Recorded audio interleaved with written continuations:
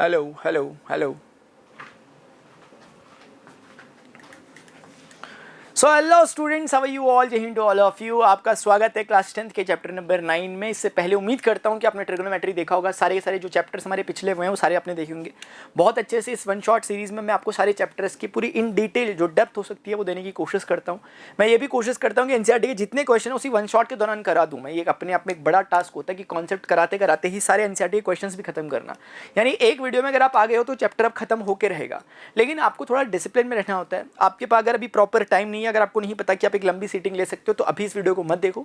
जब आपको लगेगा कि प्रॉपर आप वेल इक्विप्ड हो, आपके पास पेन कॉपी बुक एनसीईआरटी की सब कुछ आपके पास मौजूद है, स्टडी टेबल में आप बैठे हो, उस समय आप इस लेक्चर को अगर देखोगे पूरी डिसिप्लिन के साथ तो डेफिनेटली आपको लेक्चर समझ में आएगा। ना केवल समझ में आएगा बल्कि बहुत अच्छा समझ में आएगा, ताकि आगे के फ्यूचर के लिए भी कुछ काम की बातें होती है। मैं इन बिटवीन कहता रहता हूँ बीच बीच में कुछ बातें, वो जरूर आपको फायदा पहुंचाएगी, क्योंकि आगे आने वाली क्लासेस में 11th-12th में भी आपने मेरी से ही पढ़ना है। ठीक है, चलिए ठीक है, अभी हम बढ़ते हैं आगे। इस चैप्टर में जो सम एप्लीकेशन ऑफ ट्रिगोनोमेट्री है, इसे कुछ लोग हाइट एंड डिस्टेंस कहते हैं नॉर्मली। और इस चैप्टर में क्या होता है कि ट्रिगोनोमेट्री में जो आपने पढ़ा उसका एप्लीकेशन पार्ट होता है। जैसे अगर आप सोचो एक बारी के लिए कि हमें माउंट एवरेस्ट की ऊंचाई लोगों ने बोला कि 8,848 मीटर होती है, इतनी ऊंचाई होती है, तो कैसे पता लगा दिया लोगों ने कि 8 किलोमीटर का फीता लेके गए थे क्या ऊपर? ऐसे लोग नापते हैं, कुतुब मीनार, एफिल टावर, एक बारी के लिए चलो इनको तो फिर भी नाप सकते हैं, लेकिन माउंट एवरेस्ट अपने आप में बड़ी बात है। तो इस तरह की चीज़ें कैसे नापते होंगे हम कैसे करते होंगे कि यहाँ से लेकर सूर्य तक की दूरी पता कर लेते हैं, चांद तक की दूरी पता कर लेते हैं। ऐसे बहुत सारी चीज़ें जहाँ पर हम डिस्टेंसेस, ऐसी चीज़ें जो हम स्केल लेके नहीं मेजर कर सकते वो मेजर कर लेते हैं। और भी बहुत जगह इसकी एप्लीकेशन है। हाइट एंड डिस्टेंस से वो पॉसिबल है, यानी ट्रिगोनोमेट्री से वो पॉसिबल है। ट्रिगोनोमेट्री से चीज़ें पॉसिबल है। अभी हम अपने एक बेसिक लेवल पे, एलिमेंट्री लेवल पे कुछ क्वेश्चंस के थ्रू, जो कि डे टू डे लाइफ के क्वेश्चंस होंगे, उसके थ्रू एक अंडरस्टैंडिंग लेने की कोशिश करेंगे कैसे हमें ट्रिगोनोमेट्री फायदा पहुंचा सकती है। इस चैप्टर में समझने के लिए कोई खास कॉन्सेप्ट बिल्कुल नहीं है। ट्रिगोनोमेट्री की बेसिक आपको समझ होनी चाहिए, है ना। उसके अलावा ये चैप्टर बहुत ज़्यादा बेसिक और अंडरस्टैंडिंग देने वाला एक चैप्टर है। ज़्यादा क्वेश्चंस करेगी उतनी ज़्यादा प्रैक्टिस होगी, इसीलिए सारे क्वेश्चंस जो एनसीईआरटी के वो मैं आपको यहाँ कराते हुए चल रहा हूँ। So let's begin with the session. सबसे पहले इंट्रोडक्शन पार्ट में मैं आपको एक बारी में ना, इंट्रोडक्शन में कुछ भी नहीं है खास, आपको बस वही डिस्कशन करना होगा। एक राइट एंगल ट्राइंगल हमें दिया रहेगा, ए बी सी, उसके 3 एंगल इस तरीके से। राइट एंगल यहाँ पर होगा, 90 डिग्री एंगल होगा, बस इसी पे सारा डिस्कशन हमारा चलेगा। जैसे होगा क्या, मैं आपको यहीं पर इवन समझाने की कोशिश करता हूँ।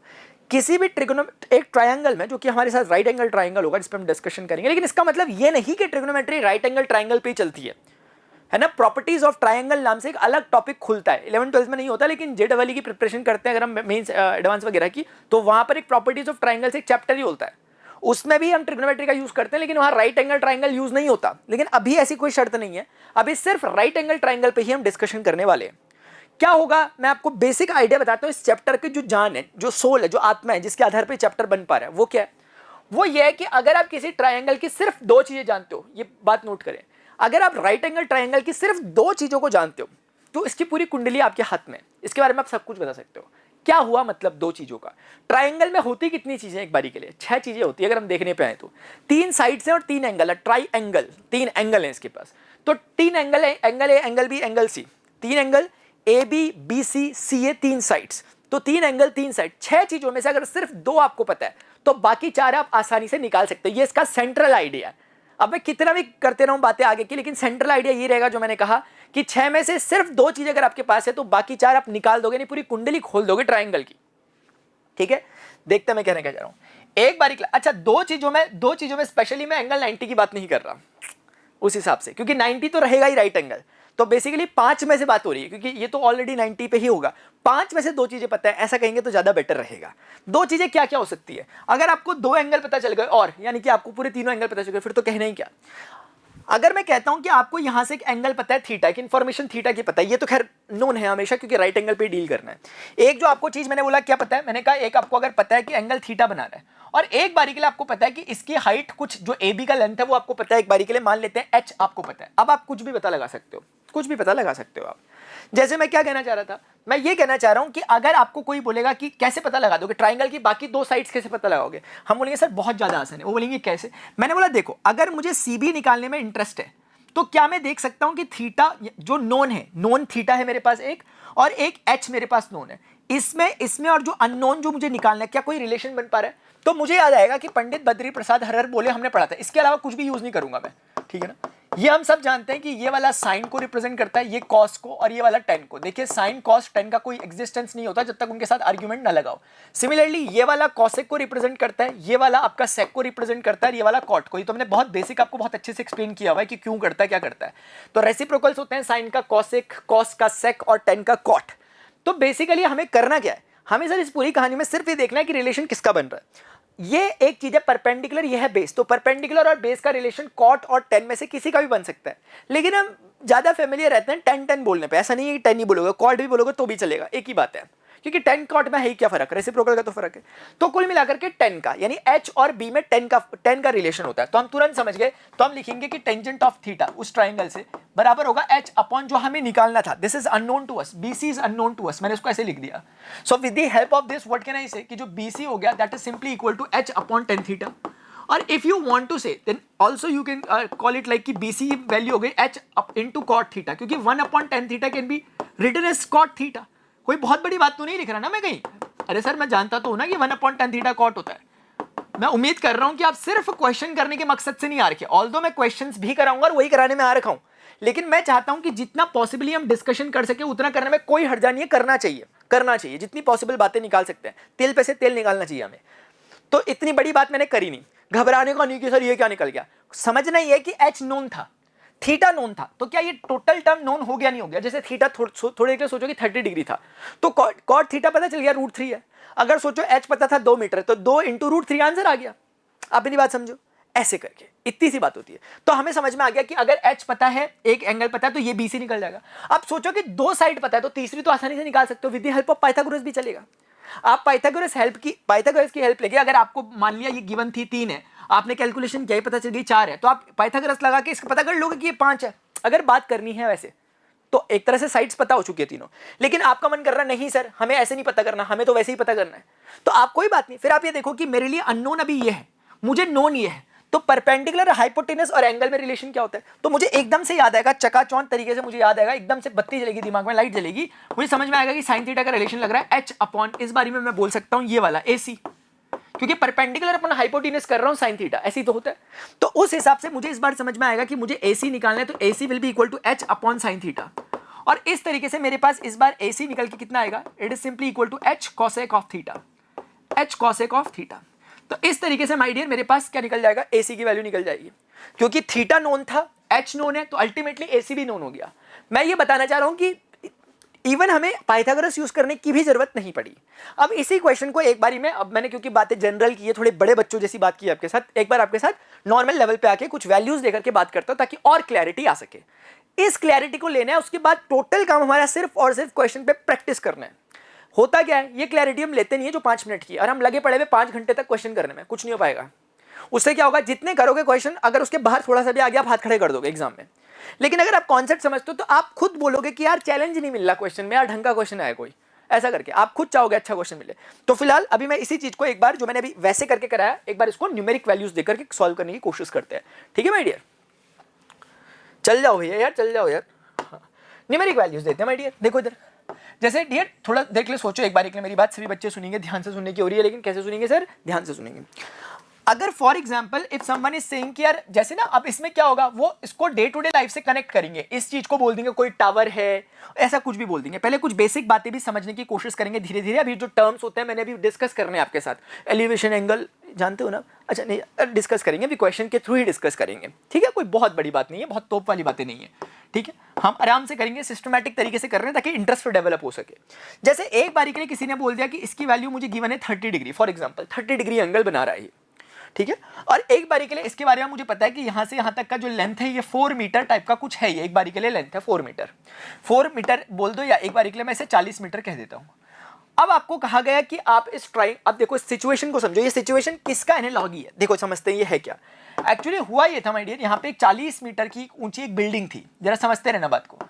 ये एक बिल्डिंग थी 40 मीटर की ऊंची, एक बिल्डिंग 40 मीटर, वाह बहुत ऊंची, ठीक ठाक है, चलो कोई बात नहीं चलेगा, ठीक है। 40 मीटर ऊंची एक कोई इमारत थी, कोई एक टावर था, कुछ भी एक चीज थी इस तरीके की। हुआ क्या कि इस टावर के टॉप पे यहाँ पर एक चीज है, ऐसे करके कुछ एक झंडा टाइप का कुछ तो एक लगा हुआ, कैंडल टाइप के कुछ वो जल रहा है झंडा टाइप का, मुझे इसको देखना है, मुझे यहाँ तक पहुँचना है। तो मैं अगर ऐसे करूँगा तो आप कंफ्यूज हो जाओगे। ऐसा समझो बेसिकली कि मुझे इस टावर के इस पर्टिकुलर जोन पे मैं देखना चाहता हूँ, मेरी आंखें यहाँ पर है। अब जरा समझते हुए चलना क्या है, जैसे ये मैं यहाँ से देखना चाह रहा हूँ उस चीज को, तो मैं उसको जब देख रहा हूँ तो ऐसे समय पे क्या होगा कि मेरी आंखें उस टारगेट को जिसको मैं देखना चाहता हूं उससे ज्वाइन करती हुई एक इमेजिनरी लाइन बनाई हुई हम मान सकते हैं। ऐसा नहीं कि हम शक्तिमान हम ऐसे देखेंगे और हमारी आंखों से बिल्कुल बिजली कड़कती हुई चली जाएगी वहां पे, ऐसा नहीं। लेकिन इमेजिनरी तौर पे जब हम देखते हैं किसी चीज को तो हमारी आंखों से उस टारगेट पे एक जो एक बेसिकली लाइन बनती है इमेजिनरी लाइन, उसको हम बोल सकते हैं कि एक तरह से ये लाइन ऑफ साइट है, हम ऐसा कह सकते हैं। तो ये kind of line of site है, ठीक है। तो आपको दिख रहा होगा, मान लेते हैं कि इससे जब हम उसको देखते थे टावर के उस टॉप को, तो हमारा जो एंगल बनता था वो 30 डिग्री का एंगल बनता था। हम और क्या कर सकते हैं, अच्छा ये आपको समझ में आ जाए इसलिए समझने की कोशिश करो। ये मैं नहीं हूँ यार, ये अच्छा नहीं बन रहा है, आप हो, ठीक है। हाँ अच्छा सा बनता तो मैं होता, ठीक है। मतलब ये आप ही मान लो अपने आप को, इतना तो कर ही सकते हो मेरे लिए। तो ये आप हो। अबे मेंढक जैसा क्या लग रहा है चलो कोई बात नहीं, निंजा थोड़ी मान लेते हैं ना आप ना मैं। तो कुल मिलाकर के ये निंजा थोड़ी ऐसे करके देख रहा है अपनी आंखों से। तो इस तरीके से मैं ये कहना चाहता हूँ कि यहाँ से लेकर के जो डिस्टेंस है, अगर यहाँ से लेकर यहाँ तक का डिस्टेंस मान लेते हैं नोन था, और नोन था मान लेते हैं 30 मीटर का डिस्टेंस था। अब मुझे बताओ कि नोन हो सकता है, पॉसिबल है क्या? पॉसिबल है, ठीक है। इवन इसको एक बारी के लिए अननोन मान लो, क्योंकि जो चीजें प्रैक्टिकली पॉसिबल है मैं उसे लिख देता हूं यहां पर, और सेम काम मैं यहां पर अब इसके साथ भी करूंगा क्योंकि मैंने उसका एनालॉजी बना रखा है। अब इस सिचुएशन को समझो। इस सिचुएशन में क्या हो रहा है कि आप उसके टॉप ऑफ द टावर को देखने की कोशिश कर रहे हो, आपकी आंखों ने जो एंगल बनाया इसे कहते हैं एलिवेशन एंगल। एलिवेशन एंगल मतलब उन्नयन कोण हिंदी में कहते हैं, यानी आप जब ऊपर की तरफ देखते हो तो आपकी आंखें हॉरिजॉन्टल के साथ जितना आपकी ये लाइन ऑफ साइट एंगल बनाती है उसे हम कहते हैं 30 डिग्री, क्योंकि ये क्या चीज है, हॉरिजॉन्टल लाइन एक तरह से, और ये आपकी लाइन ऑफ साइट है, इनके बीच में जो एंगल बन रहा है इसी को हम एलिवेशन एंगल कहते हैं। और ये 30 डिग्री यहाँ पे मेंशन है। आज की डेट में बहुत सारे मेजरमेंट के तरीके होते हैं एंगल पता करने के लिए, आपके मोबाइल में भी होता है आज की डेट में, है ना, कि एंगल हम पता कर सकते हैं आसानी से कि कितना एंगल क्या क्या बन रहा है। तो एंगल पता करना कोई बहुत बड़ा तोप नहीं है। तो ये पहले के टाइम पे खैर मशीनें होती थी, आज के टाइम पे तो आसानी से पता कर सकते हैं। तो ये डिस्टेंस को भी हम मेजर कर सकते हैं कि टावर से हम कितना दूर चल के, लेकिन इस टावर की हाइट नापने के लिए हमारे पास कैसे चले, इतना रिस्क कौन ले, फीता लेके कौन चढ़े। माउंट एवरेस्ट की हाइट नापनी कैसे नापोगे एक बारी के लिए, अगर इसी को माउंट एवरेस्ट समझ लो थोड़ी देर के लिए। तो हम ये तो नाप सकते हैं कि माउंट एवरेस्ट से पैदल चल के तो जा सकते हैं ना हम, कितने किलोमीटर दूर जितना मन करेगा। तो ये डिस्टेंस हॉरिजॉन्टल डिस्टेंस कहीं ना कहीं नोन है, एंगल आसानी से मेजर कर सकते हैं, नोन है, क्योंकि टॉप ऑफ द टावर हम देख सकते हैं, यहाँ से एंगल पता कर सकते हैं। बस ये अगर हमें निकालना है तो हमारी ट्रिग्नोमेट्री हेल्प कर रही है, क्योंकि वो सिचुएशन को अगर हम यहाँ बनाने की कोशिश करें तो सेम सिचुएशन इस तरीके की कुछ बन रही है कि 30 मीटर है। अब आप देखो क्या आपको दो इन्फॉर्मेशन गिवन है, दो इन्फॉर्मेशन गिवन है, एक एंगल एक साइड। दो साइड गिवन होती तो भी हो जाता, दो एंगल गिवन होते तो भी हो जाता। दो में इसको कंसिडर मत करना, ये तो ऑलरेडी गिवन ही रहेगा हमेशा, दो मतलब ये और ये। तो हम क्या करेंगे, इस क्वेश्चन को अगर आप ध्यान से देखोगे तो आप पाओगे कि अगर मैं इसको थोड़े के लिए h मान लूं जिसको मुझे निकालना है, तो मैं बोलूंगा h और ये, यानी नोन और अननोन के बीच में जो रिलेशन बन रहा है, again it is of tan theta. आपका मन करे आप बोलेंगे कॉट तो भी चलेगा, कोई ऐसी बड़ी बात नहीं है। मैंने क्या किया, परपेंडिकुलर अपॉन बेस। हाँ, और ये वैल्यू कितनी है, tan 30 है। तो एक बार मैं इसकी वैल्यू लिख देता हूँ, ऊपर ही लिख सकता था लेकिन चलो कोई बात नहीं, h/30। tan 30 कितना होता है, 1/√3। बेसिक वैल्यू tan की वैल्यू एटलीस्ट याद रखना, क्योंकि ज्यादा से ज्यादा tan यूज होता है। तो h बराबर कितना हो गया, 30/√3। ये आंसर आ गया। If you want to rationalize then you can do it, √3 से ऊपर नीचे मल्टीप्लाई कर लो तो क्या हो जाएगा, 30√3 डिवाइडेड बाई 3, और आप नेक्स्ट स्टेप में कह सकते हो 10√3। तो इस तरीके से आपके पास कुछ ना कुछ आंसर आ गया। मीटर में बोल दो ये चीज, 1.73 इसकी वैल्यू होती है, तो 17.30, यानी कि हमें समझ में आ गया कहीं ना कहीं कि 17 मीटर की कुछ ये ऊंचाई की हाइट की टावर है। टावर 17 मीटर ऊंचा जो भी है, खैर अभी के केस में इतना निकला। आई होप आप समझ रहे होंगे। तो इस तरीके के हम काम करेंगे। आप क्वेश्चन कैसे कैसे फ्रेम हो सकते हैं वो डिपेंड करेगा क्वेश्चन पे, इसीलिए बहुत सारे क्वेश्चन हैं, अच्छे अच्छे क्वेश्चन है, लेकिन सेंट्रल आइडिया सब में यही रहने वाला है। आप समझ गए एक बात को। अच्छा, और क्या बात हो सकती है, किसी बच्चे के मन में ख्याल आ सकता है कि सर इसमें मैं कॉट तो नहीं लगा सकता। बिल्कुल लगा सकते हो, कुछ भी लगा सकते हो, कुछ भी। मतलब ये देखो, ये परपेंडिकुलर है, ये देखो बेस है, परपेंडिकुलर और बेस के बीच में रिश्ता या तो 10 में होता है तो कॉट में होता है। बस फर्क इतना होता है कि अगर कॉट लगा रहे होते आप तो फिर आपको बेस अपॉन परपेंडिकुलर बोलना पड़ेगा। तो बेस इस बार आपको 30 लिखना पड़ेगा और परपेंडिकुलर आपको इस बार h लिखना पड़ेगा, और cos 30 यानी कि cos 30 की वैल्यू लिखनी पड़ेगी जो कि उतनी होती है जितनी tan 60 होती है, यानी √3 होती है। तो अल्टीमेटली आपके पास 30 बराबर h√3 आ जाता है, और h बराबर जब आप निकालते हो तो फिर से आपका 30/√3 आता। कोई फर्क नहीं होगा, ऐसे रट्टे नहीं मारने कि हम यही लगाएंगे, मतलब हम 10 ही लगाएंगे, हम कॉट नहीं लगा सकते। जो मन कर रहा है लगा सकते हैं अकॉर्डिंगली, क्योंकि रिलेशन किसका था, परपेंडिकुलर और बेस का। तो आई होप आपको एक बेसिक एग्जांपल समझ में आ गया होगा। Let's move forward. अब हम देखते हैं क्वेश्चंस के थ्रू सीधे स्टार्ट करते हैं, क्योंकि इसमें कुछ करने जैसा ज्यादा है नहीं। एक्सरसाइज 9.1 सारे क्वेश्चंस करते हुए चलेंगे। उम्मीद करता हूं कि आप ध्यान से सुनेंगे। मैं एक बार हल्का सा देख भी लेता हूं रिकॉर्डिंग वगैरह सही से चल रही नहीं चल रही। हेलो हेलो प्रणव, कैसे हो? बहुत बढ़िया सर, बहुत बढ़िया। अच्छा ठीक है, थैंक यू यार। ठीक है, तो बच्चों इधर देखो, एक्सरसाइज 9.1 को हम डिस्कस कर रहे हैं। पहला क्वेश्चन है इसका, अ ट्री ब्रेक्स, पहला ही है क्या, पहला ही है, a circus artist is climbing a 20 metre long rope which is tightly, अब देखो ना क्वेश्चन को कैसे डे टू डे लाइफ से वो कर रहे हैं, रहेगा ट्रायंगल ही लेकिन कंडीशन देंगे। A circus artist is climbing a 20 metre long rope, मेरे ख्याल से फिगर दिया होगा शायद, अगर नहीं दिया तो फिर चलो मान लेते हैं दिया हुआ, 20 metre long rope which is tightly stretched and tight from the top of vertical pole. इसका मतलब क्या होगा, ये कहीं ना कहीं पोल है, इनकी भाषा से हमें लग रहा है कि ये पोल है, और हमें कुछ ये भी महसूस हो रहा है कि कोई ये स्ट्रिंग टाइप की चीज है, रस्सी बांधी हुई है ना, इस पोल के टॉप से रस्सी को बांधा हुआ कहीं पे आगे, tight from the top of vertical pole to the ground, यानी कि ये वाला जो हिस्सा है, ये वाला हिस्सा बेसिकली ग्राउंड है, अगर हम सिचुएशन को समझ पा रहे हैं, और ये मान के चल लेते हैं एक बार के लिए, दिया हुआ है फिगर, शायद दिया ही होगा। Find the height of the pole, यानी इस पोल की हाइट बताओ, यानी कि we need to find the height of this pole, एक तो हमें पता करना है। दूसरा, if the angle made by the rope with the ground level is 30 degree, यानी कि ये स्ट्रिंग यानी रोप, जिसको बेसिकली इन्होंने रोप कह रखा, रोप रस्सी एक ही बात हो गई, ठीक है, स्ट्रिंग थोड़ी पतली होती है लेकिन रोप मतलब मोटी, हाँ सही बात है, इसमें इंसान चढ़ेगा। तो ये जो एंगल बना रहा है ग्राउंड के साथ 30 डिग्री है, then we have to find this. कितना ईजी है, हमें सिर्फ ये देखना है कि नोन कौन सा है, अननोन कौन सा है। हमारे लिए बेसिकली ये जो चीज़ है अननोन है और ये चीज़ नोन है, और इस एंगल के बिहाफ पे अगर हम चेक करें तो ये परपेंडिकुलर है, ये हाइपोटेनस है। अगर आप फटाफट देखिए परपेंडिकुलर और हाइपोटेनस का रिलेशन कहाँ पर आता है, तो जब आप बात करते हो पंडित बद्री प्रसाद और हर हर बोले वाली, तो आप उससे मैं हर हर बोले, तो आप देखते हो कि परपेंडिकुलर अपॉन हाइपोटेनस इस रीजन में आता है, यानी कि सिंपल मैं कहूंगा साइन थीटा बराबर परपेंडिकुलर अपॉन हाइपोटेनस, है ना। और इस केस में थीटा की वैल्यू कितनी है, साइन ऑफ 30 डिग्री है, और परपेंडिकुलर आपके लिए कितना है, वो आपको निकालना है हाइट ऑफ द पोल, और हाइट आपके, I am really sorry for this, ये हाइपोटेनस और परपेंडिकुलर है, हाँ सही तो कर रहा हूँ मैं, हाँ तो सही तो कर रहा हूँ भाई, क्या हो गया, h कितना हो गया, हाइपोटेनस इस बारी में 20 मीटर है, दैट्स ऑल। आपका इस बारी में अगर आपको निकालना है तो आप बोल सकते हो साइन 30 हाफ हो गया, that is equal to p divided by 2। तो आप कह सकते हो नेक्स्ट स्टेप में कि p बराबर कितना हो गया 10, तो 10 मीटर आपके पास इस पोल की हाइट है, दैट्स इट। या आपने निकाल दिया कि 10 मीटर का पोल है, ठीक है। आपको कोई बोले ये साइड ग्राउंड से कितनी डिस्टेंस होगा, आप सब कुछ निकाल सकते हो, अगर आपको पूछा जाता है, अभी फिलहाल पूछा नहीं है, आगे बढ़ते हैं, ठीक है। नेक्स्ट क्वेश्चन है, a tree breaks due to storm and the broken part bends so that the top of the tree touches the ground, making an angle 30 degree with it. The distance between the foot of the tree to the point where the top touches the ground is 8 meter. Find the height of the tree. देखिए इस question को समझने की कोशिश करते हैं। जैसे हमारे पास मान लेते हैं, इन्होंने बोला क्या, पहले सिचुएशन को समझो। A tree breaks due to storm, एक ट्री था, एक पेड़ था, वो आंधी तूफान के कारण टूट गया। कैसे टूटा, ब्रोकन, ऐसे टूटा कि and the broken part bends so that the top of the tree touches the ground. यानी ऐसे समझिए आप इस चीज को, जरा समझना मैं क्या बता रहा हूँ। देखो आई एम सॉरी यार, देखो जैसे ये पेड़ था, ये इस तरीके का हमारे पास एक पेड़ था मान लो, और ये पेड़ जमीन पे ऐसे लगा हुआ था, ठीक है। इस पेड़ का कुछ हिस्सा ब्रेक हो गया, और ब्रेक इस तरीके से हुआ, मान लेते हैं कि इसके ऊपर का हिस्सा ब्रेक हो गया, आंधी तूफान से ये हिस्सा ऐसा हो जाता है जैसे जनरली वैसे ही हुआ।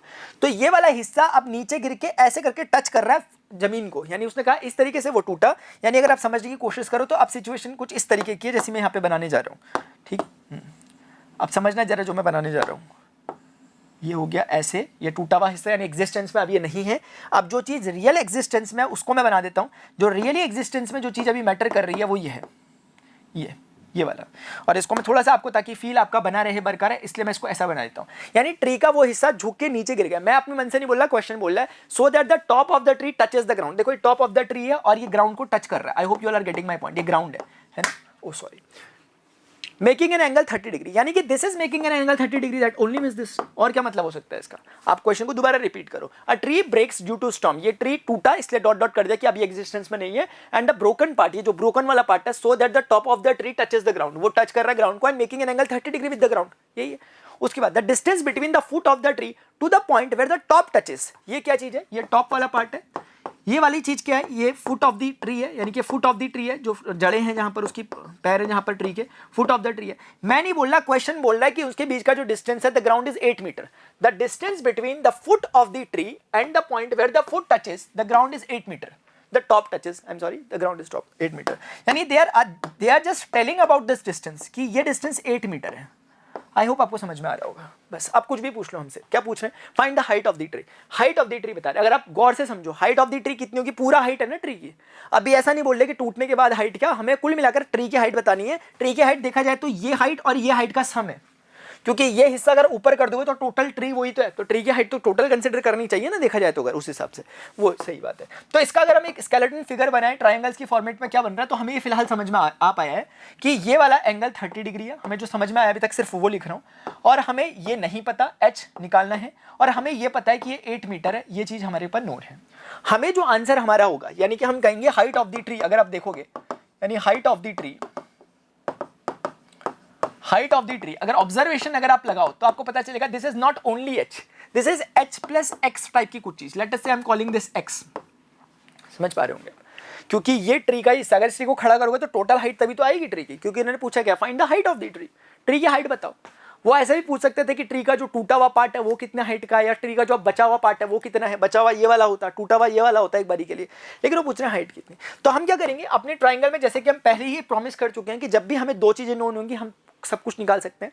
तो with the help of this triangle, if I am saying like this A B and C, इस तरीके से कह देता हूं मैं, और ये एंगल डेफिनेटली कितना होगा 90 डिग्री, तो हम बोलेंगे from A B C, from triangle ABC, कुछ नहीं है सिर्फ लैंग्वेज ऐसे ही फालतू का लिख रहा हूं।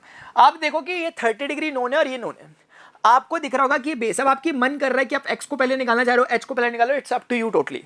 तो आप क्या करोगे, एक बारी के लिए h और इस 8 में रिलेशन देखोगे, तो according to this angle it is perpendicular and this is base, so हम कह सकते हैं सिंपली कि tan थीटा, क्योंकि 10 लग रहा है, परपेंडिकुलर अपॉन बेस, परपेंडिकुलर कितना अगर आप ध्यान से देखेंगे h, और बेस कितना अगर आप ध्यान से देखेंगे तो 8 मीटर है, ठीक है। हाँ, अगर आप इसे सॉल्व करेंगे तो फर्दर आपको पता चलेगा कि tan 30 तो 1/√3 होता है, this is just equal to h/8, and by solving this you will get h बराबर 8/√3।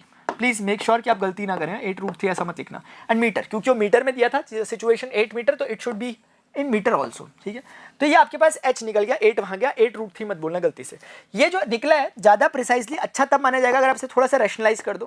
8/√3 ऐसा नहीं है कि आपने गलत बोला, लेकिन if you want and you can also do this, इससे क्या होगा, थोड़ा रैशनलाइज हो जाती है चीजें, अच्छा लगती है, ठीक है। ये हो गया, वैसे ज्यादा बेटर तो मुझे फिलहाल वही लग रहा है, इतना करने में भी कुछ कट फिट तो रहा है नहीं, तो एक बारी के लिए मैं रिस्क लूंगा और मैं इसको उतने भी छोड़ूंगा, कोई नंबर किसी को कुछ नहीं कट रहा है, वही ठीक है h।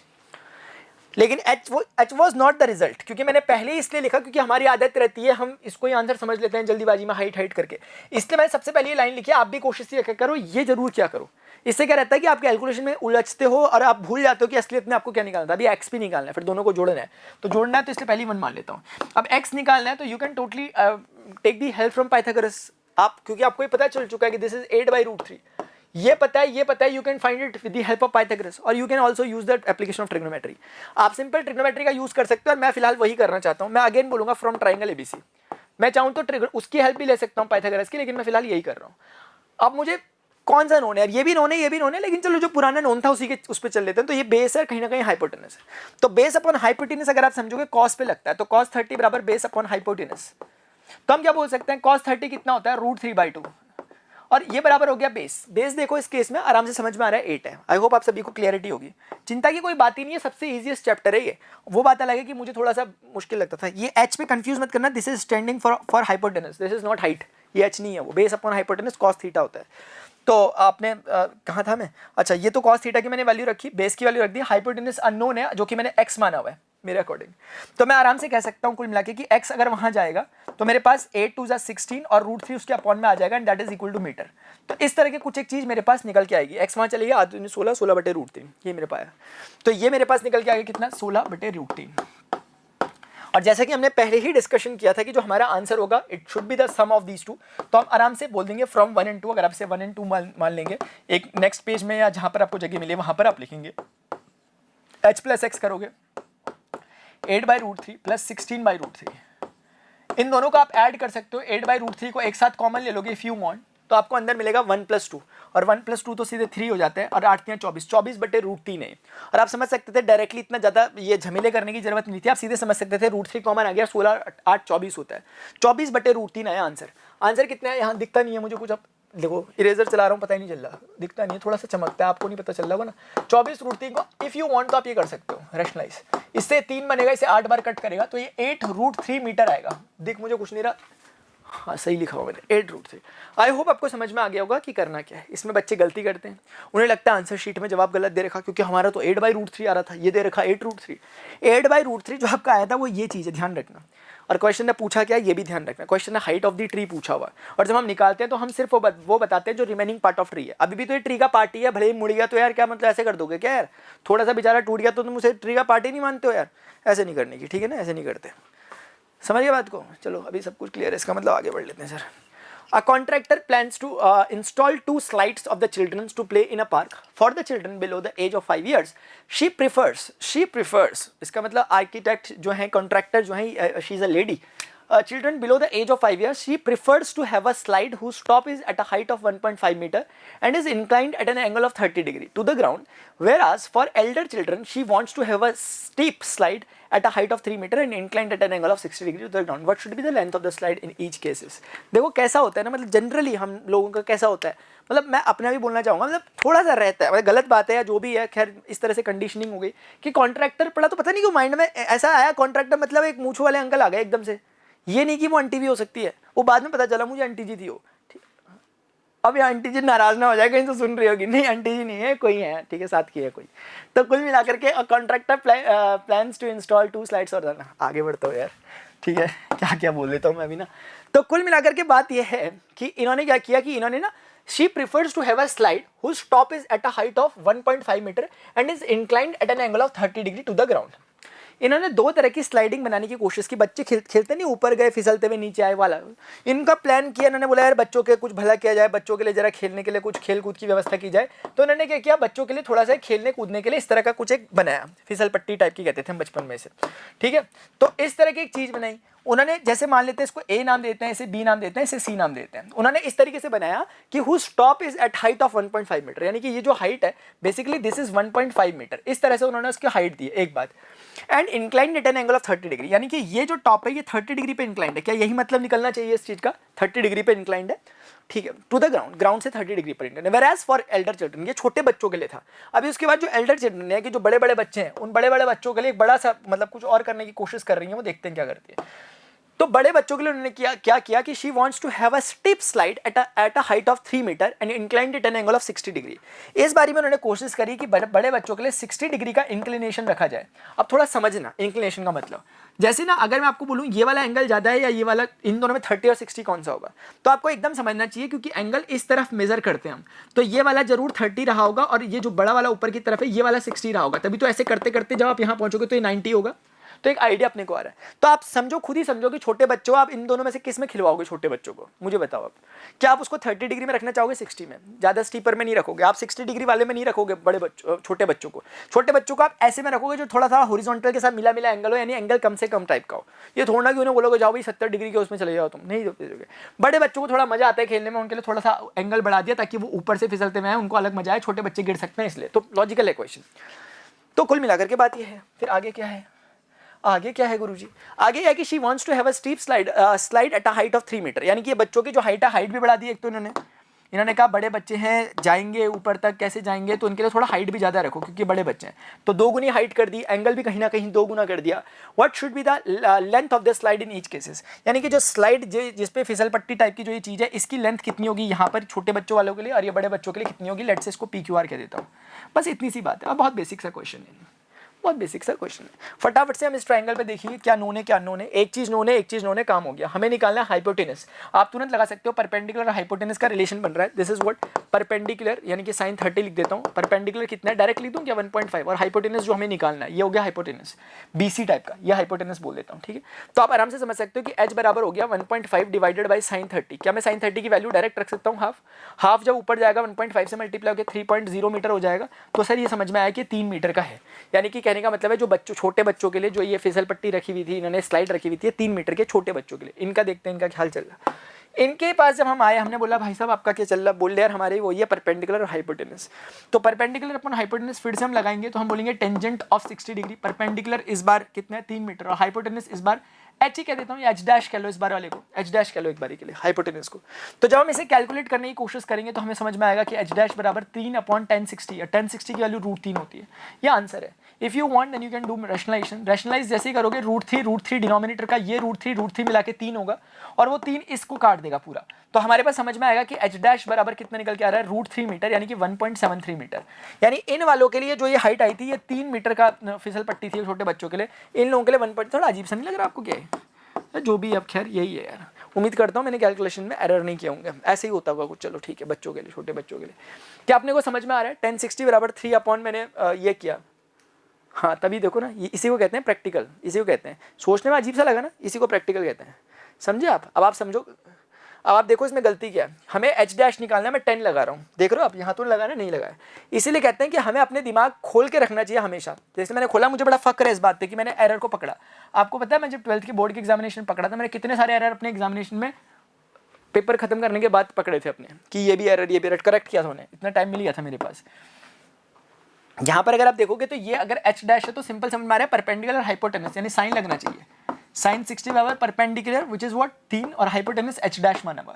तो एच डैश बराबर 3 अपॉन साइन 60 आ जाएगा। साइन 60 की वैल्यू रूट 3 अपॉन 2 है, अपॉन 2 ऊपर चले जाएगा। तो कुल मिलाकर ये 6 अपॉन रूट 3 टाइप का आ गया मीटर में।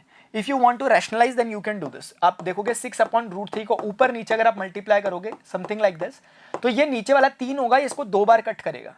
तो ultimately your result will be 2√3 metre. यानी कि हमें समझ में आया, ये इस चीज़ का आंसर नहीं है, इस चीज़ का आंसर समझ में आया कितना है, 2√3, यानी 2 इंटू 1.73, 2 3 6 17 2 34 34 6 3.43 टाइप का, यानी उससे ज़्यादा ही है, उससे ज़्यादा ही। आई एम सॉरी, कुछ माइक में आवाज़ तो नहीं है। तो आई होप आप समझोगे, वैसी गलती मत करना जैसी मैंने गलती से कर दी थी, ठीक है ना?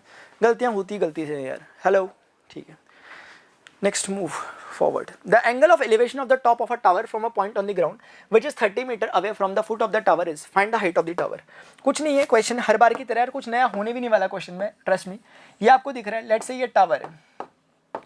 टावर की मान लेते हैं जो हाइट है वो h है, यानी कि यहाँ से लेके यहाँ तक की जो हाइट है टावर की वो h मीटर टाइप की कुछ है।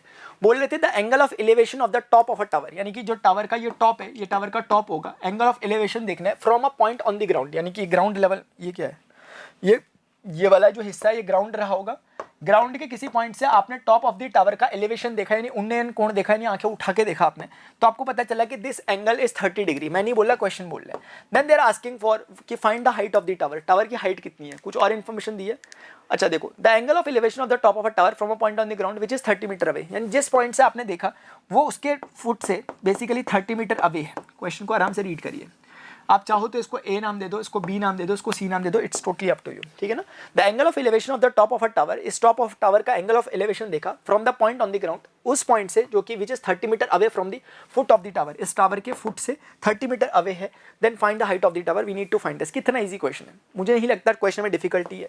अगर ये क्वेश्चन हमसे नहीं बन रहे, सिर्फ इसका एक ही मतलब है कि हम लैंग्वेज को नहीं पढ़ पा रहे अच्छे से, हमें हिंदी इंग्लिश अपने लैंग्वेज सब्जेक्ट पे प्रैक्टिस करने की जरूरत है। मैथ्स का कोई रोल नहीं है उसमें। अगर आप ध्यान से देखोगे, ये चीज़ हमें यहाँ दे रखी है इस बार, ये चीज़ हमें यहाँ दे रखी है इस बार, और ये एंगल दे रखा है हमें इस बार। इसके आधार पर अगर आप पता करोगे तो परपेंडिकुलर अपॉन बेस, यानी कि मैं सीधे बोल सकता हूँ कि ट्राइंगल से टेंजेंट ऑफ 30 डिग्री बराबर होगा परपेंडिकुलर अपॉन बेस, सिंपल लगेगा।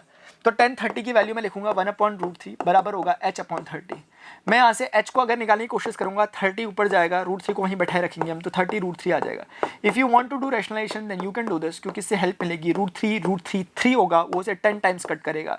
So ultimately you getting the result 10√3। Please unit पीछे से लगाया करो, इससे समझ में आता है कि आप ठीक ठाक समझ रखते हो, क्योंकि ये मीटर में था, वो मीटर में। तो 10√3 यानी कि 1.73, 17 मीटर, 17.30 मीटर की हाइट का टावर है। I hope this is clear to everyone. बहुत ज़्यादा इजी क्वेश्चन है, कुछ भी नहीं है क्वेश्चन में ऐसा कि जो बहुत भारी हो, इसलिए मैं सारे क्वेश्चन करा रहा हूँ, अपने हिसाब से जज नहीं कर रहा कि क्वेश्चन इजी है टफ है, जो आएगा सामने हम करते हुए चलेंगे। अ kite is flying at a height of, इस तरह का क्वेश्चन एक अच्छा क्वेश्चन है। अगर आपने सैंपल पेपर इस बार का देखा होगा तो उसमें कितना बढ़िया क्वेश्चन बना था, अगर आपको याद होगा। वो काइट पर ही था, वो काइट पर ही था क्वेश्चन, काइट पर नहीं बलून पर था शायद, वो काइट पर, बलून पर, या फिर क्लाउड्स पर, इस तरह से बन सकता है 3-4 वैरायटी में। लेकिन क्या करोगे उससे, काइट बनेगा। मेन कॉन्सेप्ट तो एक ही है। जैसे इधर देखो, a kite is flying at a height of 60 metre above the ground. तो पहले समझने की कोशिश करते हैं सिचुएशन को, जो बोल रहे हैं वो हम करते रहेंगे। जैसे मान लेते हैं कि ये ग्राउंड है, ध्यान से समझते हुए चलेंगे माय डियर। ये ग्राउंड है, एक काइट है, ठीक है ना, एक काइट इस तरीके से उड़ रही है मान लेते हैं ग्राउंड से, और इसकी जो हाइट है ग्राउंड से, मैं बोल रहा हूँ क्वेश्चन है कि वो 60 मीटर है। देखो ना, height of 60 metre above the ground, ठीक है, उड़ रही है। The string attached to the kite is temporarily ये बोला नहीं आता कभी कभी यार, temporarily tied to a point on the point on the ground. यानी कि ये जो है, ये इसका जो धागा है, जो इसका धागा है, किसका धागा, इसका ये अपनी पतंग का जो धागा है ये कनेक्टेड है किसी उससे, मतलब कि कोई पॉइंट है जो कि यहाँ पर ग्राउंड पे है उससे कनेक्टेड है, जैसे जनरली होता है, बांध के चले गए आप कुछ देखने के लिए, ठीक है ना। आपने सोचा जैसे कभी आपने करा नहीं होगा, वरना हम क्या करते थे कई बार टंकी पे बांध के चले जाते थे, बस वैसे ही कुछ ये भी बांध के चले गया कि भाई नीचे जाके देख लो, हाथी मारा, लंच करके आ जाओ, क्रिकेट खेल के आ जाओ, तो तक पतंग उड़ने में लगी पड़ी है हमारी, मजे ही मजे। ऐसा नहीं होता है यार, मजाक कर रहा था, ठीक है, लेकिन बांधते जरूर थे इसमें। कभी कभी क्या होता था ना कि पेंच करनी है, पेंच काटनी है, वहाँ से एक पेंच कट गई, एक पतंग उड़ते हुए जा रही है, उसे भी तो लूटना है भाई, उसे कौन लूटेगा, हम अकेले हैं। तो फिर मजबूरी में हमें अपनी जो पतंग रहती थी उसको उसमें बांधना पड़ता था। किस में, मैंने कहा बांधना पड़ता था, हमें इसमें बांधना पड़ता था, टंकी में बांध देना पड़ता था, तो वो धागा अपने आप होता रहता था और हम पतंग लूट के तब तक आ जाते थे बहुत बढ़िया से। तो कुल मिलाकर के बात यही है कि टाइट, अभी तो आप लोगों को वो खेलने से ही फुर्सत नहीं है, बैटल गेम ये वो गेम, पता नहीं क्या क्या, आपको नहीं पता होगा कुछ यार। चलो, the inclination of the string with the ground is 60 degree. ये जो स्ट्रिंग है इसका जो इंक्लिनेशन एंगल बन रहा है ग्राउंड के साथ वो 60 डिग्री का एंगल ये कुछ बना रही है। आगे सर, आगे क्या है, find the length of the string assuming that there is no slack in the string. Slacking नहीं है स्ट्रिंग में, मतलब ऐसा नहीं है कि आपकी पतंग कट गई आपके आने तक और पतंग धागा हुआ है, मतलब स्लैकिंग का मतलब होता है टाइट है एकदम, बिल्कुल कसी हुई, यानी कि आपको ये शक नहीं होना चाहिए कि जो लेंथ आप ले रहे हो वो ले रहे हो। जैसे एक बार के लिए सोचो ना कि अगर मान लिया 10 मीटर की कोई रस्सी है और अगर वो स्लैक हो रखी है तो आप लंबाई किस आधार पर नापोगे, क्योंकि यहाँ तो कर्व बन जा रहा होगा, तो कर्व का लंबाई नाप पाना आसान नहीं होगा फिर। तो इसीलिए उसने बोला स्लैकिंग नहीं हो रही, यानी एकदम टाइट है, उसकी चिंता मत करो। The inclination of the string will, बताना क्या है भाई हमने को, the inclination of the string with the ground is find the length of the string. हमें स्ट्रिंग की लेंथ बतानी, we need to find this. ये क्वेश्चन वैसा नहीं है जैसे मैं बोल रहा था काइट वाला, वो भी आगे आएगा। उसमें क्या होगा कि काइट अभी यहाँ है, थोड़ी देर बाद यहाँ चले जाएगी, तब की बात होगी। अभी तो बहुत ही ज़्यादा इजी क्वेश्चन है, बहुत ज़्यादा। अगर आप इस केस में देखोगे तुरंत, तो हम बोलेंगे इस बारी में ये नोन है परपेंडिकुलर हाइपोटेनस निकालना है। तो परपेंडिकुलर अपन हाइपोटेनस क्या होता है सर, साइन थीटा होता है। तो इस केस में अगर आप ट्राइंगल वगैरह बोल के थोड़ी बहुत फॉर्मेलिटीज फॉलो कर लोगे तो परपेंडिकुलर बराबर होगा 60 और हाइपोटेनस बराबर होगा हमारे पास अननोन जो हमें निकालना है। तो मैं कह सकता हूं कि जो अननोन बराबर था, जो हाइपोटेनस मुझे निकालना था, that is equal to 60 divided by sine 60, और साइन 60 √3/2 होता है, यानी ऊपर चले गया। तो कुल मिलाकर के जो मेरे पास अननोन था, इसको कुछ बोल देता हूँ वरना आप लोग मेरे से नाराज हो जाओगे, ये h बोल देता हूँ मैं इसे कंफ्यूज मत करना, ये h था, ठीक है। तो इसे h हम बोल देते हैं, तो h बेसिकली इतना निकल गया। तो h निकला कितना, 60 × 2 डिवाइडेड बाई √3, ठीक है। If you want then you can do rationalization, क्योंकि आपको हिंट मिल रहा है कि रैशनलाइजेशन से कटेगा वो। कैसे कटेगा, क्योंकि √3 और √3 मिलाकर के 3 होंगे, 3 इसको 20 बार काटेगा, तो 20 दूनी 40 होगा, तो 40 √3 मीटर। इस तरीके से आपका आंसर आ गया। 40 × 1.73 अगर रखना होगा तो सॉल्व कर लेना, otherwise there is no need to do this, ठीक है। 3 ने इसको काटा, यहाँ पे कितना आएगा, 20 आएगा, 3 दूनी 6 और 20 दूनी 40, √3 आएगा। तो इस तरीके से माय डियर हमारे पास ये रिजल्ट आ गया, और ये रिजल्ट किसका, h का, यानी कि हमें पता चल गया कि जो स्ट्रिंग की लेंथ है वो 40 √3 मीटर की थी। बहुत ईजी क्वेश्चन, कुछ भी नहीं है। आगे बढ़ते हैं। आई होप आपको भी इजी लग रहा होगा, कि ऐसा तो नहीं मुझे लग रहा, नहीं यार पता चल जाता है। A 1.5 metre tall boy is standing at some distance from a 30 metre. अब देखो अच्छा क्वेश्चन है, tall building, the angle of elevation from his eyes, अच्छा क्वेश्चन है ये, पता है इस तरह का ही कोई क्वेश्चन पूछा गया था आपको अभी, अगर सैम्पल पेपर में आप देखोगे तो ऐसे ही पूछा भी जाता है, ठीक है। आप जैसे समझने की कोशिश करो हुआ क्या है, एक आपके पास बिल्डिंग थी या कुछ तो है, ऐसी चीज़ दे रखी है क्वेश्चन में। 1.5 मीटर टॉल बच्चा, एक 1.5 मीटर टॉल स्टूडेंट है, बच्चा है कोई, 1.5 मीटर टॉल है, यहाँ से यहाँ तक की हाइट इसकी ग्राउंड से नापेंगे तो 1.5 होगी, इसकी आंखें कहीं यहीं कहीं पे होगी आंखों से, ठीक है ना। 1.5 metre tall boy is standing at some distance from a 30 metre tall building, यानी कि let us say the distance of this building is 30 metre. तो ये आपको समझ में आ जाना चाहिए कि this is what a building, ये बिल्डिंग है एक। क्या आप मेरी बात समझ पा रहे हैं, एक बिल्डिंग है, ये बिल्डिंग दिख रही है आपको टोटल जो दिख रही है। आप बोल क्या रहे हैं, the angle of elevation from his eyes to the top of the building increases from 30 to 60 degree as he walks towards the building. यानी क्या हुआ, अगर उसने यहाँ से देखता था, उसकी आंखों से, एक मिनट, उसकी आंखों से देखेगा, हमारी आंखें थोड़ी ना ले जाएगा किराए में, तो कुल मिलाकर के यहाँ से देखता था इसके टॉप ऑफ द बिल्डिंग को, तो उसको कुछ एंगल बनता था 30 डिग्री। मैं नहीं कह रहा, क्वेश्चन कह रहा, बोल रहा कि वो एंगल 30 से 60 हो गया। हमने कहा आइला ऐसे कैसे हो गया, बोल रहे ऐसे इसलिए हुआ क्योंकि ये जो ससुरा है इसको आगे जाने का पता नहीं क्या मूड कर गया, बोल रहा कि मैं बिल्डिंग की तरफ जाऊंगा चल चल के, तो बिल्डिंग की तरफ जाऊंगा चलते चलते देखते हुए, तो आपको पता है एंगल बदलता रहेगा, बदलेगा ना एंगल, आपको यकीन नहीं आ रहा होगा। सोचो कि आपके सामने स्कूल की बिल्डिंग है, आप नीचे ग्राउंड पे खड़े हो, आपका 4था फ्लोर में आपके बच्चे आपके साथ वाले बैठे हैं, तो क्या होता है कि आप दूर से अभी कहीं हो, आप बहुत दूर हो, मतलब प्रिंसिपल ऑफिस के, अब आप, मैं अपने प्रिंसिपल के हिसाब से बोल रहा हूँ, आपका प्रिंसिपल का ऑफिस क्या पता बगल में ही हो, तो मैं कहना चाह रहा हूँ कि हम यहाँ से देखते थे और ऐसे करके देखते थे, अब मैं देखते देखते अपने दोस्त को जाऊँगा, एक नौबत ऐसी आएगी कि मुझे ऐसे देखना पड़ेगा। क्या आप मेरी बात समझ पा रहे हो, क्या हो रहा है, एंगल बढ़ रहा है, आप समझ पा रहे हो इस बात को। तो उसी बात को तो यहाँ समझाने की कोशिश की जा रही है कि ये बच्चा चलता चलता मान लेते हैं यहाँ कहीं पहुँच गया है, ये यहाँ कहीं पहुँच गया। अगर मैं इस चीज़ को थोड़ा सा दिखाने की कोशिश करूँ, इमेजिनरी एक लाइन ड्रॉ कर लेता हूँ, हॉरिजॉन्टल से होती हुई एक इमेजिनरी लाइन, इमेजिनरी लाइन मैंने ड्रॉ कर दी, ये बेसिकली इसकी वो है, मतलब लाइन ऑफ साइट है, ये जो देख रहा है अपनी आंखों से उस टारगेट को देख रहा है।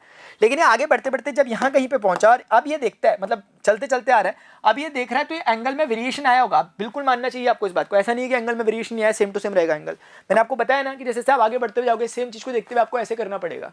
और अगर आप कोई एक ऊंची चीज़ है, जैसे आप किसी पहाड़ के नीचे खड़े हो रहे हैं, आप पहाड़ का टॉप देखना चाहते हो, तो आप जनरली क्या करते हो, याद करो, आप ऐसे करते हो, पीछे पीछे आओगे, पीछे पीछे पीछे पीछे क्यों आ रहे हो, ताकि आपको एंगल कम देखना पड़े, आपको आराम से दिख जाए चीज़। अदरवाइज आप बिल्कुल जड़ पे खड़े हो पहाड़ की, तो ऐसे करके देखना पड़ेगा आपको। समझ तो नहीं पा रहे बात को? हाँ तो सर हाँ समझ रहे हम बात को, एक्टिंग भी अच्छी कर लेते हो आप, ठीक है। तो 30 डिग्री का जो एंगल था, मैं नहीं कह रहा, क्वेश्चन कह रहा 60 हो गया, और हमें क्लैरिटी आ रही कि सही बात है, प्रैक्टिकली बात बोल रहे हैं। ये चाहते तो 60 का 30 भी बोल देते, क्या जाता, लेकिन वो प्रैक्टिकली बोल रहे हैं सारी बातें कि 30 या 60 हुआ, सही बात है। वो चाहते हैं कि एजुकेटर आपको सिखाएं ये बात जो मैंने आपको भी कर करके दिखाई। As he walks towards the building find the distance he walked towards the building. मुझे बताओ डिस्टेंस वॉक्ड कितना है उसका। अगर इस ट्राइंगल को मैं ए पॉइंट बोल देता हूँ, इसको मैं बी बोल देता हूँ, इसको मैं सी बोल देता हूँ एक बार के लिए, तो आपको नहीं लगता कि ये डी पॉइंट तक का जो बी डी डिस्टेंस है, basically they are asking for this, क्योंकि इतना ही डिस्टेंस तो उसने ट्रेवल किया। इस कहानी में कैच क्या है, इस कहानी में कैच ये है, उन्होंने आपके साथ गेम ये खेला हुआ, जैसे मैं आपको, उन्होंने जानबूझ के बच्चे की हाइट दी, क्योंकि जनरली क्या होगा, अब हम टेन थीटा फेन थीटा जो लगाना होगा लगा लेंगे। अब देखो अब क्वेश्चन अच्छे आने लग जाएंगे, क्योंकि अब दो ट्राइंगल को डील करना होगा। अभी तक सिंगल सिंगल चल रहा था, अब क्वेश्चन यहाँ से एक लेवल बढ़ा है, अब बस इसके आगे कभी नहीं बढ़ेगा, इतना ही लेवल रहेगा, दो ट्राइंगल्स आएंगे। हर बार हमें दो ट्राइंगल्स पे ट्रिग्नोमेट्रिक रेशियोज को अप्लाई करना है अकॉर्डिंगली, और most of the time 95% tan theta he apply होता है, लेकिन याद करने की जरूरत नहीं है, बात मैं कह रहा हूं।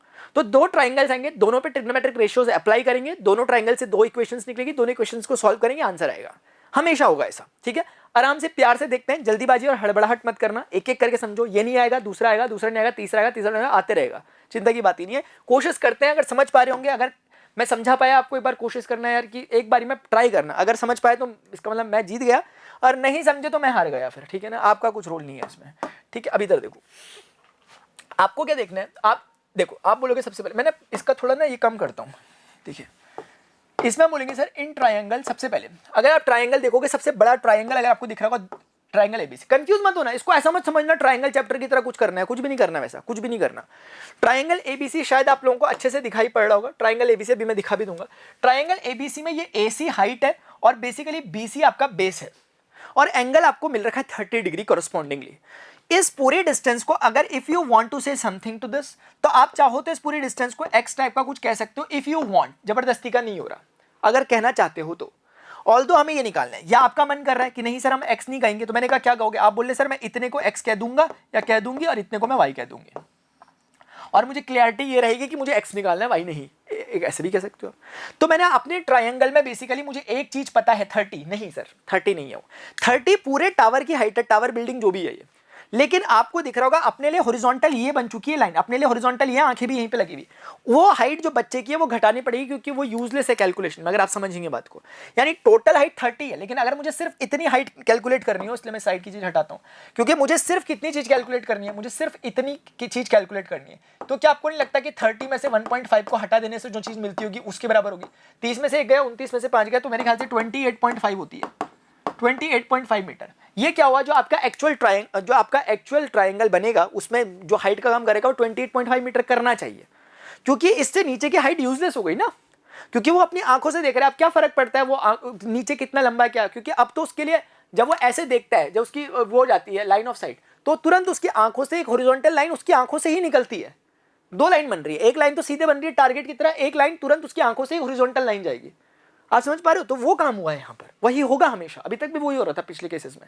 इन्होंने जानबूझ के स्पेसिफिक करने के लिए क्वेश्चन को 1.5 मीटर हाइट दे दी उसकी, जानबूझ करके, ताकि आप समझो इस बात को।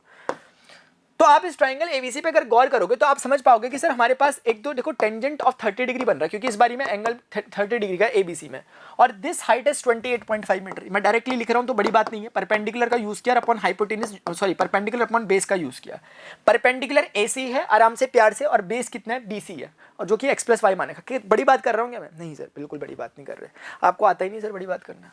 तो 1030 का अगर मैं आंसर देखूँ तो 1/√3 हो गया, and that is simply equal to 28.5 whole divided by x + y, ये ऐसा कुछ बना। फिलहाल के लिए मैं इसको ऐसा रख देता हूँ, मुझे कैलकुलेशन अभी नहीं करना, देख लेंगे, जरूरत पड़ेगी तो कर लेंगे, ठीक है। अभी नेक्स्ट क्या सर, दूसरा ट्रायंगल भी तो है, क्या भूल गए क्या आप उसे सर? यार नहीं सर हम नहीं भूले। देखो इन ट्रायंगल दूसरा वाला ट्राइंगल ढूंढो आप कौन सा जिसमें 60 डिग्री बन रहा हो। तो this is what ADC triangle है जिसमें 60 बन रहा है। तो this is very much easy. ADC triangle पे अगर आप ऑब्जर्व करोगे तो आपको मिलेगा फिर से टेंजेंट लग रहा है, टेंजेंट ऑफ 60 डिग्री। आप ध्यान से समझो आराम से। ये हाइट पता है, ये कहीं ना कहीं नहीं पता और ऑलरेडी वी हैव अज्यूम्ड कि ये y है। तो इसका मतलब मैं सिंपल लिखूंगा इस बारे में, हाइट कितना 28.5। प्लीज इसमें गलती मत करना, 30 मत लिखना। मैं पूरी क्लैरिटी के साथ आपको बता रहा हूँ, कोई रटने वाली चीज़ नहीं है ये। आराम से पूछो, सोचो। और अभी वैसे भी हमें क्वेश्चन करने हैं, मैं पहले ही बता रहा हूँ, नया कॉन्सेप्ट है ही नहीं, समझ में आ जाने वाला ही है आपको। अब आप यहाँ अगर ध्यान से देखोगे, इस पूरे केस में अगर देखोगे तो 1060 की वैल्यू होती है √3 and that is equal to 28.5 divided by y। तो ये हो गया अपना 2। तो कहीं ना कहीं हमें जो 2 है वो हमें आंसर देने की कोशिश कर रहा है। वो बोल रहा है चिल्ला चिल्ला के कि भाई मेरे ऊपर देखो, मेरी तरफ देखो, मेरी तरफ देखो। मैंने कहा क्या हो गया? बोल रहे फ्रॉम टू, एक बार बोल के तो देखो कि y बराबर 28.5 डिवाइडेड बाई √3 हो गया। मैंने कहा बात तो सही है यार, ये आंसर आ गया। मीटर लिख दीजिए। तो y आ गया। क्या y पूछा था? सर y नहीं पूछा था, क्योंकि y तो वो चीज है कि जहां प्रेजेंटली अभी वो खड़ा है। ऐसे भी पूछ सकते थे क्वेश्चन, जो प्रेजेंटली अभी पहुंचा है वो कितना दूर है top of foot of the building से। तो वो अभी फिलहाल 28.5 अपॉन √3 यानी रैशनलाइज करोगे तो इतना मीटर दूर है। लेकिन हमसे पूछा गया था कि वो कितना वॉक करा उसने ड्यूरेशन में, जब उसका एंगल 30 से 60 हो गया। तो उसके लिए तो सर x निकालना पड़ेगा। तो ये बोल रहे इंतजार किसका कर रहे, फिर निकाल लो। हमने कहा कैसे? बोल रहे फ्रॉम 1 और 3 कुछ टाइप का कर लो। मैंने कहा सर कैसे करें? बोल रहे कि 1 आपने मानी, वैसे 3 टाइप का कुछ मान लो ना यार, बच्चे हो गए छोटे, सब बताना पड़ेगा। मैंने कहा नहीं यार, डरा क्यों रहे। लेकिन तो कुल मिलाकर के 1 अपॉन √3 एग्जैक्टली मैं उस वैल्यूज को लिख रहा हूँ। 1 अपॉन √3 बराबर 28.5 ऐसे का ऐसा x प्लस y। x को x लिखो, y को y लिखो, यानी x को x लिख लो, y की वैल्यू डाल दो 28.5 डिवाइडेड बाई √3। अब सिर्फ अपना अपना कैलकुलेशन है, single variable single equation, this can be done easily. लेकिन मैं करवा देता हूँ आपको। देखो नेक्स्ट स्टेप में क्या करोगे, इस पूरे को उठा के 1 से मल्टीप्लाई करोगे तो पूरा शिफ्ट हो जाएगा एक बारी में। x प्लस अपना अपना कैलकुलेशन होता है। अब मेरे से ही दूसरी बारी में सीखोगे तो मैं हो सकता है दूसरे तरीके से कराऊं, अपना अपना स्टाइल होता है। 28.5 मल्टीप्लाई हो रहा है √3 से। This is something like this. ये पूरा उठ के वहाँ पहुँच गया, वो वहाँ चले गया। कितना इजी है। अब लास्ट स्टेप में हमें x निकालना है। तो मैं माफ़ी चाहता हूँ, लेकिन मैं यहाँ पर इस चीज़ को कर रहा हूँ, ठीक है ना। आपको अजीब सा तो नहीं लग रहा कि सर ऐसे वैसे कैसे करते रहते हो आप। x बराबर 28.5 √3 जो यहाँ बचा था वो बचा रहेगा। ये प्लस की चीज़ जब उधर शिफ्ट होगी तो माइनस हो जाती है, क्या जनरल नॉलेज है। 28.5 डिवाइडेड बाई √3 इस तरह का हो गया। गलती प्लीज मत करना। If you want then you can take 28.5 as a common, then inside the bracket you are left with √3 minus 1 upon √3 type की चीज़। ये अब एक वेरी लास्ट स्टेप है। √3 से मल्टीप्लाई होकर 3 होगा, 3 माइनस 1 2 होगा।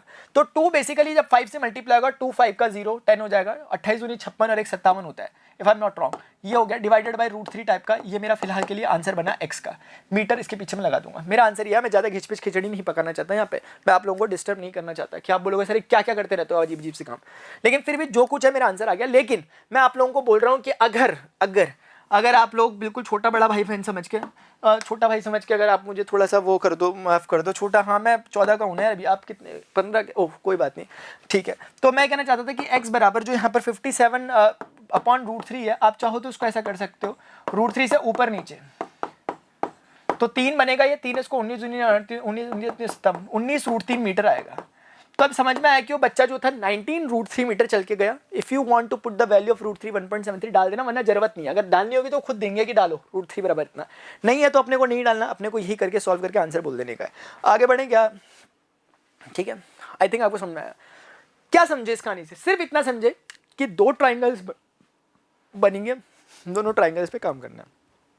और ऐसे वैसे ट्राइंगल, सिर्फ राइट एंगल ट्राइंगल तो ये भी था सर हमारे पास, BDA ट्राइंगल, इस पे क्यों नहीं किया? नहीं करना ना अपने को, हमें सिर्फ राइट एंगल ट्राइंगल ढूंढना है। तो एक वो ABC है, एक हमारा ADC है। खत्म, आगे बढ़ो सर। कुछ भी पूछ सकते हैं क्वेश्चन, ठीक है। हाँ आगे बढ़ते हैं। From a point on the ground the angle of elevation of the bottom and the top of a transmission tower fixed at the top of a 20-meter high building are 45 degree and 60 degree respectively from a point on the ground। देखो कई बार ऐसा हो सकता है by chance कि कोई question में error हो, कभी ऐसा हो सकता है। मैं देख रहा था अभी कुछ दिन पहले एक वीडियो में कमेंट आया था बच्चे का, किसे आपका कमेंट, आपका इसमें गलती है, क्वेश्चन गलत लिखा है। आंसर गलत नहीं करा रहा मैं, अगर मैं इंटेंशनली नहीं होता। कई बार ऐसा होता है कि इतनी सारी क्लासेस चल रही होती है, जो ये PDF वगैरह बनाते हैं, जो वहाँ से जब टीम से आते हैं तो इतना टाइम नहीं होता कि रिविजिट किया जाए। एक रिस्पॉन्सिबिलिटी होती है, जब भी टाइम मिलता है करता ही हूँ मैं। लेकिन कई बार ऐसा हो सकता है कि एक बार कुछ एरर्स हो क्वेश्चन में, वो देख ना पाऊँ और मैं उस क्वेश्चन के अकॉर्डिंग ही आंसर करा दूँ, ये सोच के कि क्वेश्चन यही था, क्योंकि मुझे क्वेश्चन याद नहीं रहेंगे। तो आप उसमें थोड़ा मेच्योरिटी का परिचय दिया करें और समझ जाया करें कि हाँ अगर यहाँ 45 के लिए 30 लिखा था तो हम कर लेंगे, अभी 45 का 45 के हिसाब से सर ने करा होगा। तो ऐसा टाइप का कभी हो जाता है, एक बारी के लिए कह रहा हूँ। From a point on the ground the angle of elevation of the bottom and the top of a transmission tower. Just try to understand. इस पूरी कहानी में जरूरत किस चीज की होती है? जरूरत सिर्फ एक चीज की होती है कि ये समझने की, क्या समझने की? इसकी लैंग्वेज समझने की होती है, जो हम पिछली क्लासेस से अपनी पढ़ते हुए आ रहे हैं। ऐसा नहीं कि सर ये तो वर्ड प्रॉब्लम है, हमसे नहीं हो पा रही, ऐसा कुछ भी नहीं है। वो जो कुछ बोलना चाह रहे हैं उसे समझने का प्रयास करेंगे। बोल रहे हैं कि एक अपने पास कोई एक ट्रांसमिशन टावर है, तो मैंने कहा सर ट्रांसमिशन टावर मतलब कुछ ऐसा, ट्रांसमिशन टावर से आकाशवाणी टाइप लगा लो आप कुछ, ठीक है ना? आकाशवाणी समझते हो? एक बार हुई नहीं थी आकाशवाणी, हे कंस देवकी की 8वीं संतान तेरे वध का कारण बनेगी, कड़कड़ कड़कड़ कड़कड़ कड़कड़ ऐसे करके फिर बिजलियां चमकती थी। एक अपनी आकाशवाणी भी होती है, दूरदर्शन वगैरह जानते हो, दूरदर्शन जैसी कुछ चीज होती है दुनिया में। तो कुल मिलाकर के ये ट्रांसमिशन टावर है, ठीक है? ये ट्रांसमिशन टावर एक बारी के लिए बोला हुआ कि from a point on the ground, कोई पॉइंट है ग्राउंड में, मान लेते हैं यह वो पॉइंट ग्राउंड में, the angle of elevation of the bottom and the top of a transmission tower. अब समझने की जरूरत है। इसका मतलब ये होगा कि ट्रांसमिशन टावर यही, इसका मतलब इसके इतने ऊपर हिस्से को मैं एक बारी के लिए ट्रांसमिशन टावर एज्यूम कर रहा हूं, क्योंकि मुझे कुछ समझ में आ रहा है। क्योंकि वो बोलना चाह रहा है कि भाई उसके बॉटम और टॉप का एंगल 45-60 है। इसका ऐसा तो नहीं होगा कि टॉप बॉटम इसका यही होगा। शुरुआत में मुझे लगा वो था, लेकिन अकॉर्डिंग टू सिचुएशन में समझ पा रहा हूँ कि बॉटम वो नहीं होना चाहिए। देखो आइडिया देता हूँ मैं आपको, मैं कहना क्या चाहता हूँ। कहना क्या चाहते हो सर? ये कहना चाहते हैं कि इसका टॉप है, और फिर ये कहना चाहते हैं कि अगर आप इसको कनेक्ट करोगे तो इसका बॉटम है। इस पूरी कहानी में सिर्फ ये कहना चाहता हूँ कि अगर आप समझोगे तो मेरे अकॉर्डिंग जो ट्रांसमिशन टावर है, फिलहाल मेरे अकॉर्डिंग, अभी मैं श्योर नहीं हूँ, मैं देखूंगा क्वेश्चन को, ए बी जो है मेरे अकॉर्डिंग अभी वो ट्रांसमिशन टावर की हाइट है अभी मेरे अकॉर्डिंग। अब क्वेश्चन ने बोला था from a point on the ground, इस पॉइंट पी से लेट्स से हम देखना ऑब्जर्व कर रहे हैं, the angle of elevation of the bottom and the top of a transmission tower. यानी कि बॉटम का एंगल कितना बोला क्वेश्चन ने? मैं नहीं बोल रहा भाई, बोल ले 45 है। और टॉप का कितना बोल रहे एंगल? बोल ले टॉप का एंगल 60 डिग्री है। Hope this is clear to everyone. Find the height of the tower from a point on the ground, the angle of elevation of the bottom and the top of a transmission tower. सही बात है, तो फिर उस हिसाब से तो ये हाइट इसी की बात कर रहे होंगे, if I am not wrong. यही हाइट निकालनी है अपन को। तो इसीलिए ये क्या चीज़ है सर? देखते हैं फिर क्या चीज़ है यार, क्या है ट्रांसमिशन टावर? क्या होता है? आपने देखा कभी छतों के ऊपर टावर लगे होते हैं? देखे तो नहीं आपने कभी? तो मान लो ये छत है, वो टावर की हाइट बतानी है हमें, हम छत की क्यों बताएंगे छत कितना है? तो है अपनी कैलकुलेशन में करेंगे। तो मान के चलता हूँ क्वेश्चन वगैरह सब कुछ ठीक लिखा होगा, तो हम आगे बढ़ते हैं। अच्छा, पहले कुछ चीज़ों को ना ऑब्जर्व किया करो। क्या ये 45-60 का रूल समझ में आ रहा है? क्या सही लग रहा है? हाँ बिल्कुल सही लग रहा है सर। 45 कम होगा और ज़्यादा ऊपर जाओगे तो 60 होगा, बिल्कुल सही है, करेक्ट है, समझ में आ रहा है अपन को। ऐसा नहीं है कि हम लोगों ने फालतू का लिख दिया, हम समझ नहीं पा रहे, ये 60 या 45 कुछ भी कर देगा, ऐसा नहीं, प्रैक्टिकली समझ में आ रहा है। हाँ सही बात लिखी। चलो आ जाओ। इन ट्रायंगल कुछ नामकरण कर दें इनका, ए बी पी सी बोल दो इसे, चलो और क्या करें। अब देखो सर इसमें राइट एंगल, सर हम क्या करें इस ट्रायंगल को निकालें? मैंने क्या बोला? सिर्फ राइट एंगल ट्रायंगल के साथ ही डील करना है, चाहे कुछ भी दिया हो आपको, कुछ भी निकालना हो। जैसे आप बोलोगे sir A P C, triangle A P C, A P C की बात कर रहा हूँ। अगर आप ध्यान से देखेंगे तो इस चीज़ को मैं कुछ मान लूँ थोड़ी देर के लिए, एक्स मान लूँ, फिर क्या करूँ मजबूरी में? तो इसीलिए मैं क्या कर रहा हूँ कि इन ट्रायंगल ए पी सी मैं बोल रहा हूँ tangent of 60 degree, tangent of 60 degree. यानी इस टोटल ट्रायंगल में एंगल ध्यान से देखें 60 डिग्री है बड़े वाले में। टोटल हाइट कितनी है? A B plus B C. आपके लिए लिखना पड़ेगा क्या ऐसे करके, A B plus B C? अबे यार ऐसे लिखना पड़ता है क्या? Upon P C. ठीक है, चलो मान लो कि जो पी सी है ये कुछ वाई टाइप का है, एक बारी के लिए इसे वाई मान लो। बहुत सारे वेरिएबल्स इकट्ठे हो चुके हैं, पता नहीं क्या होगा हम लोगों का। ए बी को पकड़ो, ए बी कितना है? एच, और वो कितना है? एक्स आपके अकॉर्डिंग, और नीचे वाला आपके अकॉर्डिंग वाई है। तो बेसिकली एक इक्वेशन ये बनी, और बड़ी अजीब सी है, डरावनी सी इक्वेशन है, क्योंकि दो तीन पता नहीं कितने वेरिएबल खड़े हो गए, 3 वेरिएबल खड़े हो गए भाई। अच्छा अभी आते हैं मुद्दे पे। भाई यार ऐसा कैसे, मतलब ऐसा लग रहा है कि मैं, मतलब बिल्कुल मैंने देखा ही नहीं ऐसा लग रहा सच में। जबकि आपने देख लिया होगा सर 20 मीटर हाई लिखा, मुझे बिल्कुल नहीं यकीन आ रहा भाई। ऐसा लग रहा है कि बिल्कुल अभी गायब था, अभी अचानक से प्रकट हो गया। जबकि मैं ढूंढने की कोशिश की थी इंटेंशनली कि कुछ इस तरह की चीज गिवन हो, लेकिन नहीं दिखी उस समय। Top of a transmission tower fixed at the top of a 20 metre high building, जैसा मैं कह रहा था ना, वो मैंने ऐसी सोच समझ के अपने दिमाग से कहा था, लेकिन सच बात वही है, होना ही था। कहने का मतलब है ये बिल्डिंग है और इसकी हाइट इन्होंने दे रखी है, एक्स मत मानो इसे, ये 20 मीटर दे रखी है। और ये जो चीज है माय डियर, ये बिल्डिंग है, और ये एग्जैक्टली वैसी चीज है जैसे आप अपने अड़ोस पड़ोस के घरों में देखते होंगे कि आज ही अपने घर टावर लगाएं और प्रति माह 50,000 रुपये किराया और 2 जनों को एयरटेल में नौकरी, और इस तरह की चीज़ें के ऐड आते थे पहले। तो अभी तो खैर पता नहीं आते होंगे। तो अभी क्या कि अखबार पढ़ना छोड़ दिया, न्यूज़पेपर पहले पढ़ते थे यार, अब के जमाने ही चले गए न्यूज़पेपर के। तो आप समझ पा रहे होंगे। तो आप और अच्छे से दिखा सकते हो, टावर को ऐसे पतला सा दिखा सकते हो, बिल्डिंग को बड़ा सा दिखा सकते हो, जो भी आपका मन कर रहा हो, आप पर डिपेंड करता है। तो चलो भाई एक कम से कम एक खुशी की खबर तो मिली कि ये H प्लस 20 है, इसका मतलब ये। तभी ना मैं समस्या में आ गया था, संकट में। मैंने कहा 3 वेरिएबल कैसे झेलूंगा भाई मैंने, अकेला अकेला वो भी। तो h प्लस इसका मतलब b से अपॉन y, तो अभी चलता है सर, दो वेरिएबल है, दो इक्वेशंस तो बनी जाएंगी हमारे पास, तो काम चलेगा, अपने कोई प्रॉब्लम नहीं है। अभी बात करनी है sir in triangle. In triangle 45 किस में बन रहा है? बीपीसी में। अगर आप बीपीसी ट्रायंगल में देखो, यानी कि बीपीसी ट्रायंगल में अगर आप ऑब्जर्व करो तो आपको 10 45 फिर से दिख रहा है। 10 क्यों? क्योंकि परपेंडिकुलर है, हाइपोटेनस है। मोस्ट ऑफ द केसेस में 10 होता है, लेकिन ये कोई रूल नहीं है, अकॉर्डिंगली हो रहा है, लेकिन कोइंसिडेंस बार बार ऐसा बैठता है। देखिए हम बोलेंगे tangent of 45 degree is equal to कितना हो गया इस बार? Perpendicular, which is what? BC divided by base PC. तो BC कितना है हमारे पास? 20 है, और हमारे पास PC कितना है? Y है। क्या आप मेरी बात समझ पा रहे हो? 20 डिवाइडेड बाई Y है। तो हम क्या कहेंगे? 10 45 बराबर 1 हो गया, बराबर 20 डिवाइडेड बाई Y हो गया। तो हम कह सकते हैं कि Y बराबर 20 हो गया, और 20 को हम मीटर में लिखेंगे क्योंकि हाइट वगैरह मीटर में दी हुई है। इसको 1 बोल देंगे, इसको 2 बोल देंगे, और चुपचाप शांति के साथ फ्रॉम 1 and 2 करेंगे। मतलब आप अपने साथ ही करना, आप शांति को ढूंढने कहाँ जाओगे, लेकिन कुल मिलाकर 1 और 2 में आप बोलोगे यहाँ पर कि y√3 बराबर हो गया हमारे अकॉर्डिंग h प्लस 20, और y की वैल्यू जो दे रखी है उसे रख दीजिए प्लीज़। या आपने 2 से जो y की वैल्यू निकाली है, दिस वॉज 20√3, उस 20 को इधर ले आओ, you are only left with h। If you want to take 20 as common, then inside the bracket you are left with this kind of thing. ये ठीक है, इसके पीछे प्लीज़ मीटर लगा देना, ठीक है। थोड़ा बहुत ये जो घिचपिच होती है इसके लिए माफ़ी चाहता हूँ, लेकिन जो भी है यही है, ठीक है। इस क्वेश्चन को आराम से करो, मैं देख लेता हूँ वीडियो वगैरह काम कर रही कि नहीं कर रही। हेलो हेलो, कई बार क्या होता है मैं लगा पड़ा हुआ बोलने में, वीडियो गायब, ठीक है। I hope my dear students आपको क्लैरिटी होगी क्वेश्चन में, और एक बात आपको धीरे धीरे दिमाग में बैठ रही होगी। मैंने पहले ही कहा ये चैप्टर ऐसा है कि आप आराम से सिर्फ बैठ के ऐसे हाथ बांध के भी देखोगे ना तो आपको समझ में आ जाएगा, ठीक है। समझ में आ रही है आपको बात? इसमें ऐसा कुछ भी नहीं है समझने के, बहुत भारी कॉन्सेप्ट नहीं है। आपको हर बार दिखेंगे 3 ट्राइंगल भी नहीं दिखेंगे, इवन 2 ही दिखेंगे। बस क्वेश्चन में हल्का हल्का जनरल नॉलेज का इस्तेमाल करके वो क्वेश्चन बनाने वाले की क्रिएटिविटी देखी जाएगी कि वो कितना अच्छा बना पा रहा है, अदरवाइज करने के लिए कुछ नहीं है, ठीक है ना। हाँ, find the height of the tower. Tower की हाइट बतानी थी माय डियर, हमने h अज्यूम किया था, तो h हमारे पास कुछ निकला, ये 20 ऑफ √3 - 1। √3 1.73 होता है, 1 जाएगा 0.73 होगा, 0.73 को 20 से मल्टीप्लाई करना है, ठीक है। आराम से हम कर लेंगे इस बात को, आगे बढ़ते हैं। A statue 1.6 meter tall stands on the top of a pedestal from a point on the ground. The angle of same वैसी क्वेश्चन है जैसे ना एक स्टैचू है, पेडेस्टल है। पेडेस्टल बेसिकली एक ऐसी चीज़ जिसके ऊपर आप स्टैचू को रखोगे, है ना। स्टैचू है बेचारा, इतना स्टैचू है, अब तो आप ज़मीन में तो रखते नहीं हो, अब स्टैचू को तो ऊपर दिखना चाहिए जनता को, तो स्टैचू को रखोगे। जैसे कि एक बार के लिए आपने देखो कितना अच्छा एग्जाम्पल हमारे पास ही समझ में आया। जैसे आपको दिखाई दे रहा होगा, ये आपको दिखाई दे रहा होगा, ये क्या है? लाइट है। अब लाइट है, लाइट तो सिर्फ इतनी सी है ना, ये जो ऊपर का दिख रहा है ये बेसिकली पूरा का पूरा पेडेस्टल हो गया। ये पूरा का पूरा जो आपको दिखाई दे रहा है, this is what a pedestal, ठीक है। तो ये पेडेस्टल हमारे पास हो गया। तो कुल मिलाकर के वैसे ही सेम सिचुएशन है हमारे पास। इस तरह का एक पेडेस्टल होगा कुछ इस तरीके से, मैं उसको हल्का सा ऐसे बना देता हूँ ताकि आपको अलग से लगे। बोला गया कि एक स्टैचू है 1.6 मीटर टॉल, ठीक है। एक स्टैचू बनाने की सोच रहा था मैं, ठीक है। वो बनाया था लाफिंग बुद्धा, लाफिंग बुद्धा का स्टैचू है ये। और क्या होता है? लाफिंग बुद्धा, ठीक है। तो लाफिंग बुद्धा का ये स्टैचू है, ये बैठा हुआ पेडेस्टल के ऊपर, मजा आया। तो कुल मिलाकर के बात यह है इस तरीके की।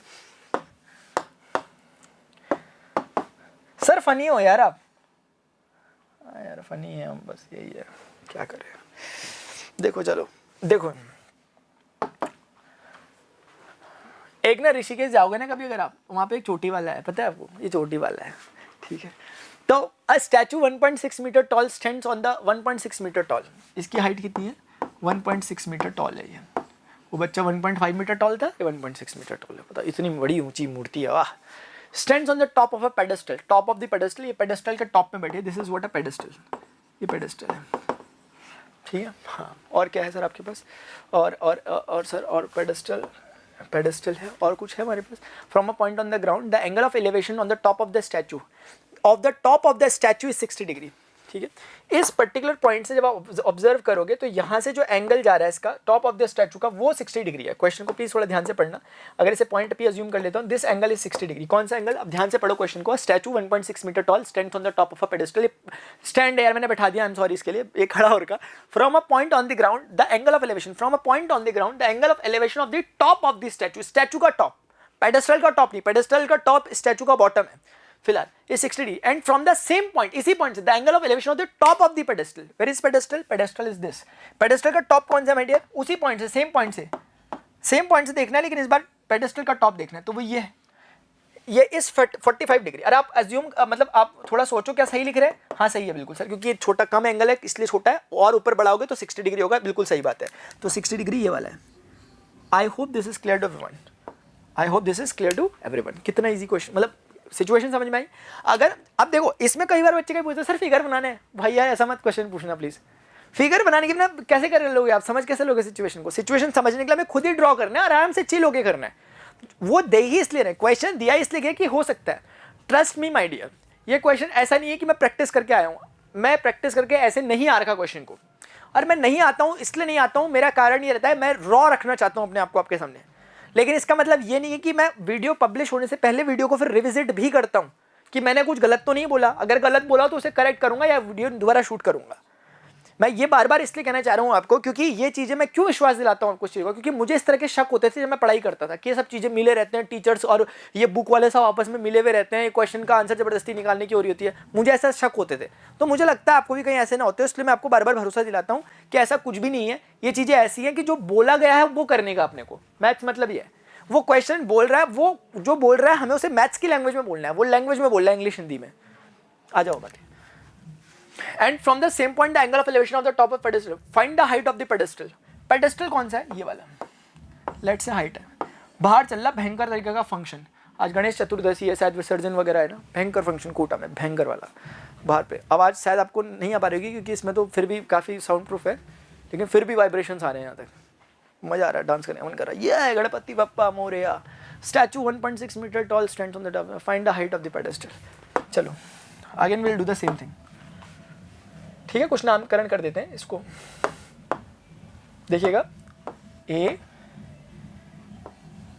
बी सी ऐसे ही बोल दिया कुछ, ठीक है, कुछ भी रैंडम नाम दे दिया। बद्री की दुल्हनिया,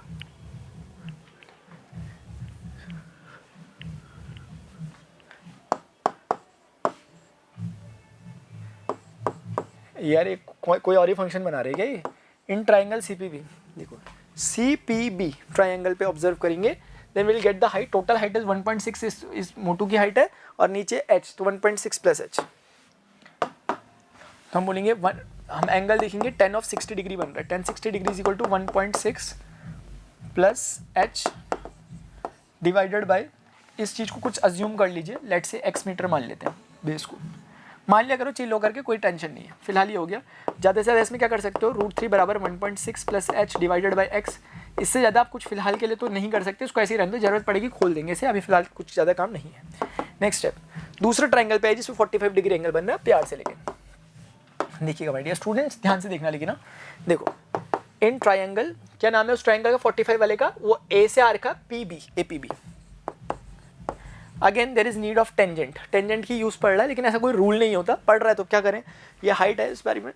तो basically what we should say कि 10 ऑफ 45 डिग्री बराबर हो गया perpendicular, this time perpendicular length है h मीटर, ये हो गया परपेंडिकुलर h, और डिवाइडेड बाय बेस कितना है इस बारी में x है। तो ये अगर हम थोड़ा सा फर्दर सॉल्व करें, 10 45 1 होता है, and that is equal to h divided by x, यानी हम कह सकते हैं कि h बराबर x हो गया, h बराबर x हो गया। तो ये इक्वेशन नंबर 2 आप एक बारी के लिए से कह सकते हो, क्योंकि दो इन्फॉर्मेशन आपको हमेशा मिलेंगी।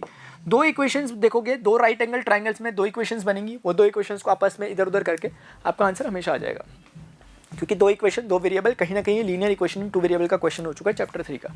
Just do this now from 1 and 2।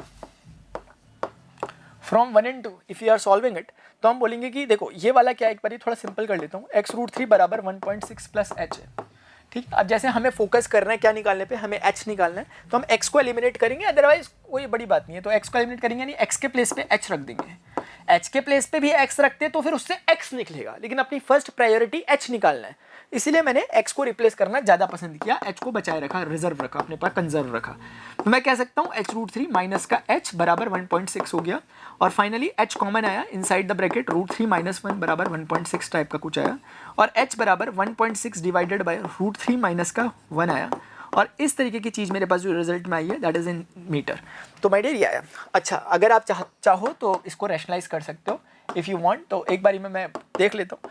1.6 divided by √3 minus 1 है ना, if you want then you can do this. ज़बरदस्ती नहीं होता, वैसे करना चाहते हो तो कर सकते हो, मतलब अगर कुछ हो रहा हो फ़ायदा तो एक बारी के लिए देख लेते हैं। √3 - 1 a minus B A plus B will give you a square minus B square, ऐसा ही होगा। तो 2 होगा और थोड़ा बहुत फ़ायदा तो हुआ, वैसे बोलो ना बोलो 0.8 हुआ, √3 - 1 कुछ तो फ़ायदा थोड़ा बहुत तो हुआ, ऐसी बात नहीं है, ठीक है, ऐसा नहीं कि बिल्कुल नहीं हुआ, ये मीटर में आ गया, दैट इज़ द रिजल्ट। ये क्या है, height of the pedestal. I hope this is clear everyone, let me check. Hello hello, yes, ठीक है। तो ये हमारे महाशय जो थे खड़े थे, लेकिन हमने इन्हें बैठा दिया। आप कब तक खड़े रहते यार, खड़ा रहना मेरी मजबूरी है, इनकी थोड़ी ना, ठीक है। Find the height of the pedestal. अरे यार वीडियो लाइक नहीं करते आप लोग, मैंने सुना आप लोग कह रहे थे मुझे, मतलब टीम वाले कह रहे कि आपके वीडियो पसंद नहीं आते, आप लोगों को, आपको हम हटा रहे हैं यहाँ से। बड़ा बुरा लगा उस समय, बोल रहे कि भाई जाओ आप घर जाओ, मैथ्स वैथ्स आपका पढ़ाया हुआ कुछ समझ आ नहीं रहा किसी को, लास्ट लेक्चर है मेरा ये, इसके बाद नहीं पढ़ा रहा मैं। एक पीछे से अच्छा सा BGM बजा देना यार कुछ, ठीक है, emotional type. Find the height of the pedestal. चलो कोई बात नहीं, लास्ट लेक्चर अच्छे से अपना, मैं तो अभी तक भी अपना बेस्ट दे ही रहा था, अब क्या नया ही क्या पढ़ा लूँगा, अभी भी दे ही देता हूँ। समझ क्या करोगे, लाइक करके छोड़ो। देखो चलो यार, शेयर नहीं, शेयर भी मत करना, क्यों करोगे शेयर आप, मैं हुई कौन आपके लिए, लगता ही कौन हूँ मैं, रहने दो छोड़ो। The angle of elevation of the top of a building from the foot of the tower is 30 degree and the angle of elevation of the top of the tower from the foot of the building is. यहाँ पे 2 चीज़ें हैं, एक building है, एक tower है, and the angle of elevation the top of the tower from the foot of the building is 60 degree. अब देखो, आपको थोड़ा हल्का सा जज करना पड़ेगा कौन छोटा है कौन बड़ा है, तो उससे थोड़ा अच्छा होगा, लेकिन इतना तो होगा ही कि एक छोटा होगा एक बड़ा टाइप का कुछ होगा। तो या तो ये हो सकता है कि आप डायरेक्ट हिट एंड ट्रायल का इस्तेमाल करो पहले में, और पहले में ही सही हो जाए, अदरवाइज दूसरा सही होगा अगर पहला गलत होगा तो। जैसे देखते हैं, the angle of elevation of the top of a building from the foot of the tower. अगर ये टावर में मान लो इसे एक बारी के लिए,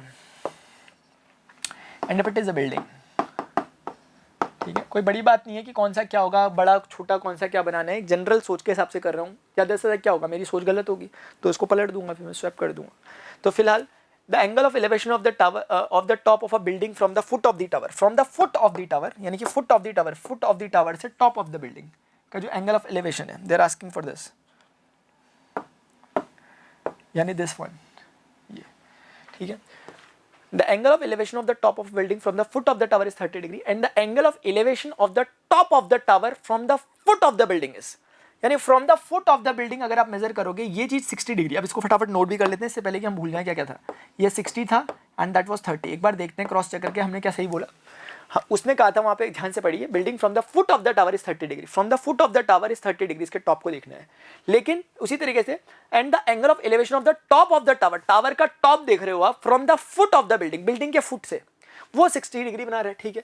if the tower is 50 metre high, if this tower is 50 metre high, then the height of the building is, then what will be the height of the building, ऐसा क्वेश्चन। अभी तक के पूरे क्वेश्चन में कॉन्ट्राडिक्शन मुझे महसूस नहीं हुआ, इसका मतलब ये हुआ कि मेरा डायग्राम सही है फिर तो, ठीक है ना। और वैसे एक जनरल नॉलेज भी लग रहा था मुझे, अब समझ में आया थोड़ी देर बाद, अरे सर टावर बिल्डिंग से बड़ा थोड़े ना हो जाएगा यार, मतलब एक सोचो ना, थोड़ी देर के लिए जनरल नॉलेज के लिए, कि टावर बिल्डिंग में कौन बड़ा होगा, बिल्डिंग ही बड़ी होगी मेरे हिसाब से, तो सही भी रहा फिर उस हिसाब से, ठीक है ना। सद विचारी सद किया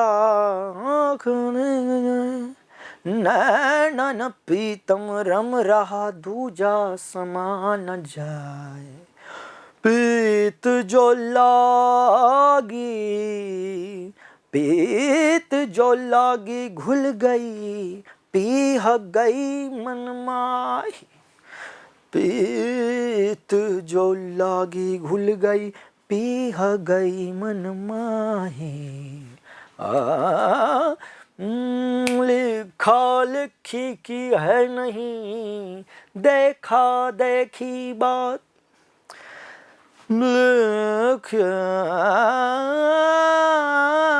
लिखा लिखी की है नहीं, देखा देखी बात, दुल्हा दुल्हन मिल गए, ठीक ही पड़ी बारात।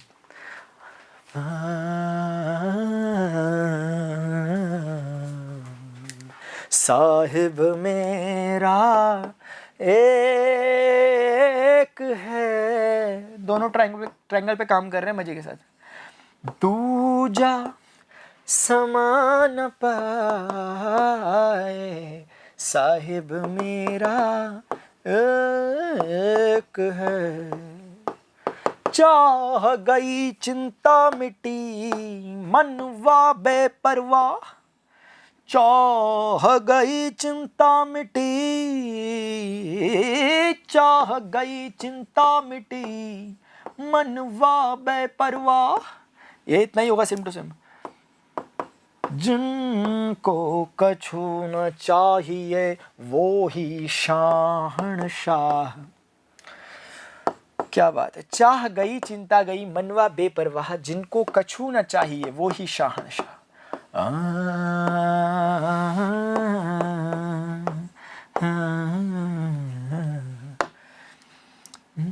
चलिए इधर देखिए स्टूडेंट्स, हमारे पास 10/30 कितना होता है 1/√3 h + 50 डिवाइडेड बाई x। पहली इक्वेशन है, जरूरत नहीं है कुछ करने की, इसलिए यहीं पे छोड़ है। शायद आपको समझ में आ गया होगा।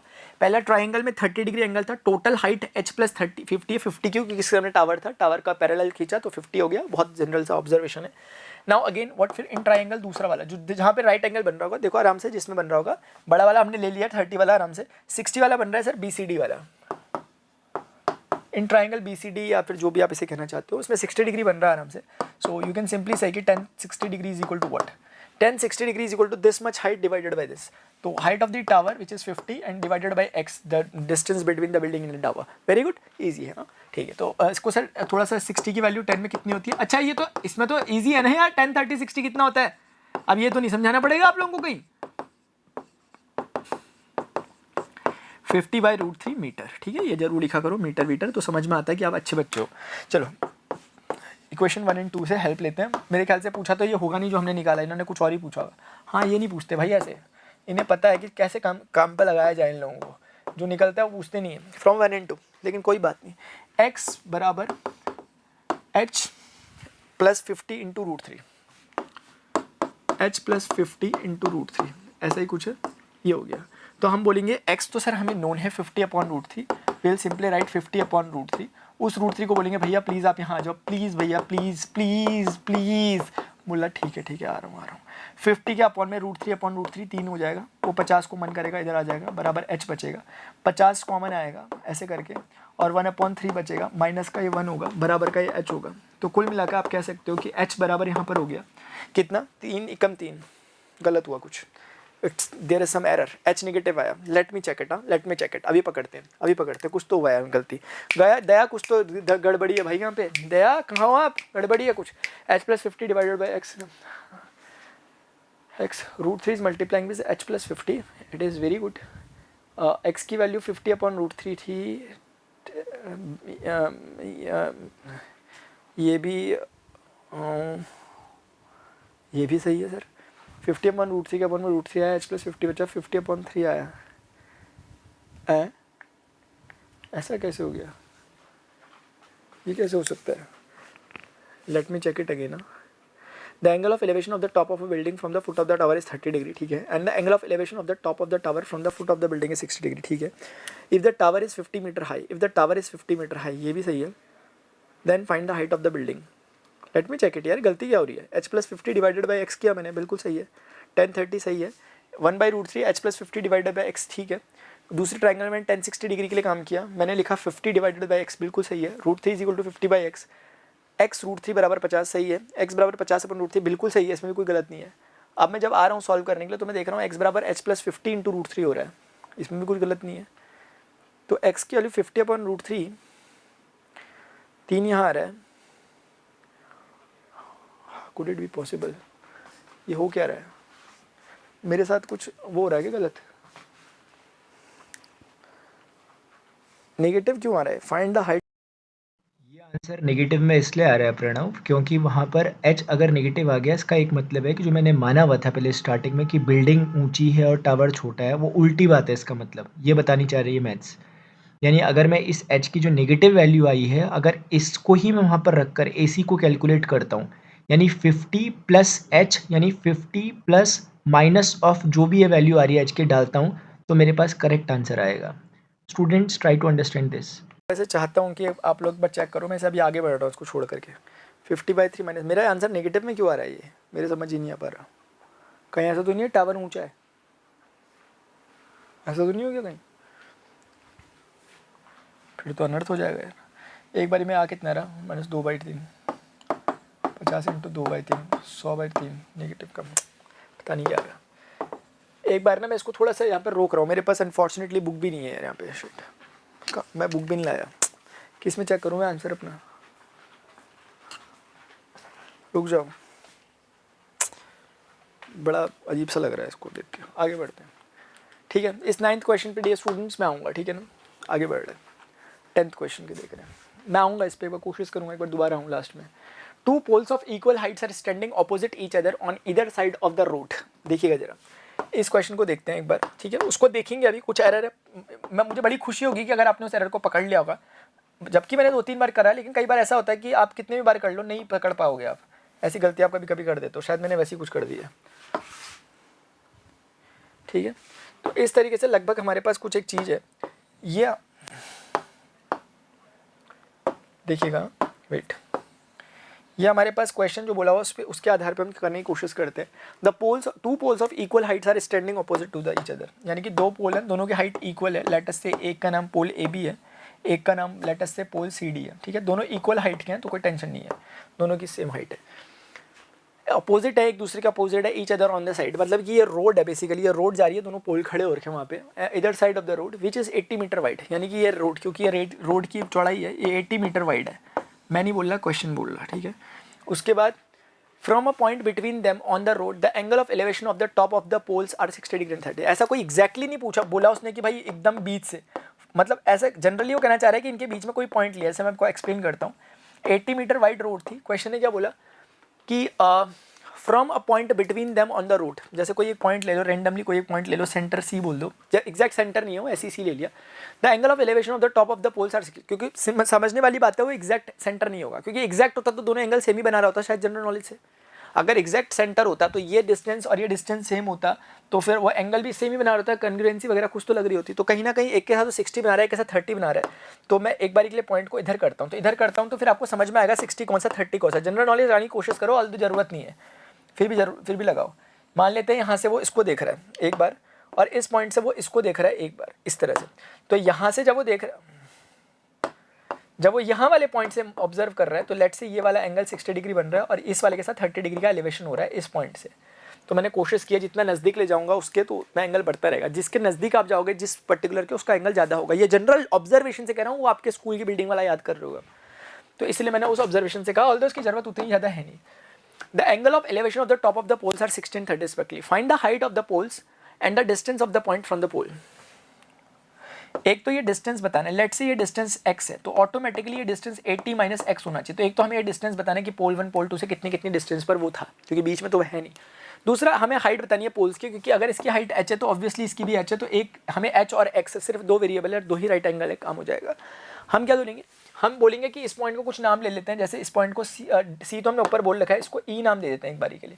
तो हम बोलेंगे in triangle A B E, in right angle triangle A B E पे मैं डिस्कशन करूंगा, then it is like 10 30 degree बराबर हो जाएगा h डिवाइडेड बाई x। तो आप बोल सकते हो कि 1/√3 is simply equal to h divided by x। फिलहाल ये इक्वेशन बनी, आगे बढ़ो। अब आप क्या बोलोगे, नेक्स्ट स्टेप में आप बोलोगे इन ट्राइंगल, दूसरा राइट एंगल ट्राइंगल कौन सा है, 60 डिग्री वाला, विच इज व्हाट CDE। हम बोलेंगे 1060 degree is equal to h/80 - x।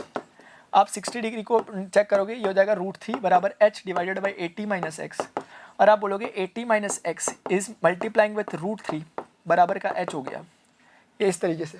अब हम कह सकते हैं कि हमारे पास इक्वेशन 2 हो गई। Ultimately we have to find the values of both, यानी x और h। तो will just take the help from equation 1 and 2। हम यहाँ पे बोलेंगे फ्रॉम इक्वेशन 1 and 2, और दो वेरिएबल है, सॉल्व हो जाएगा।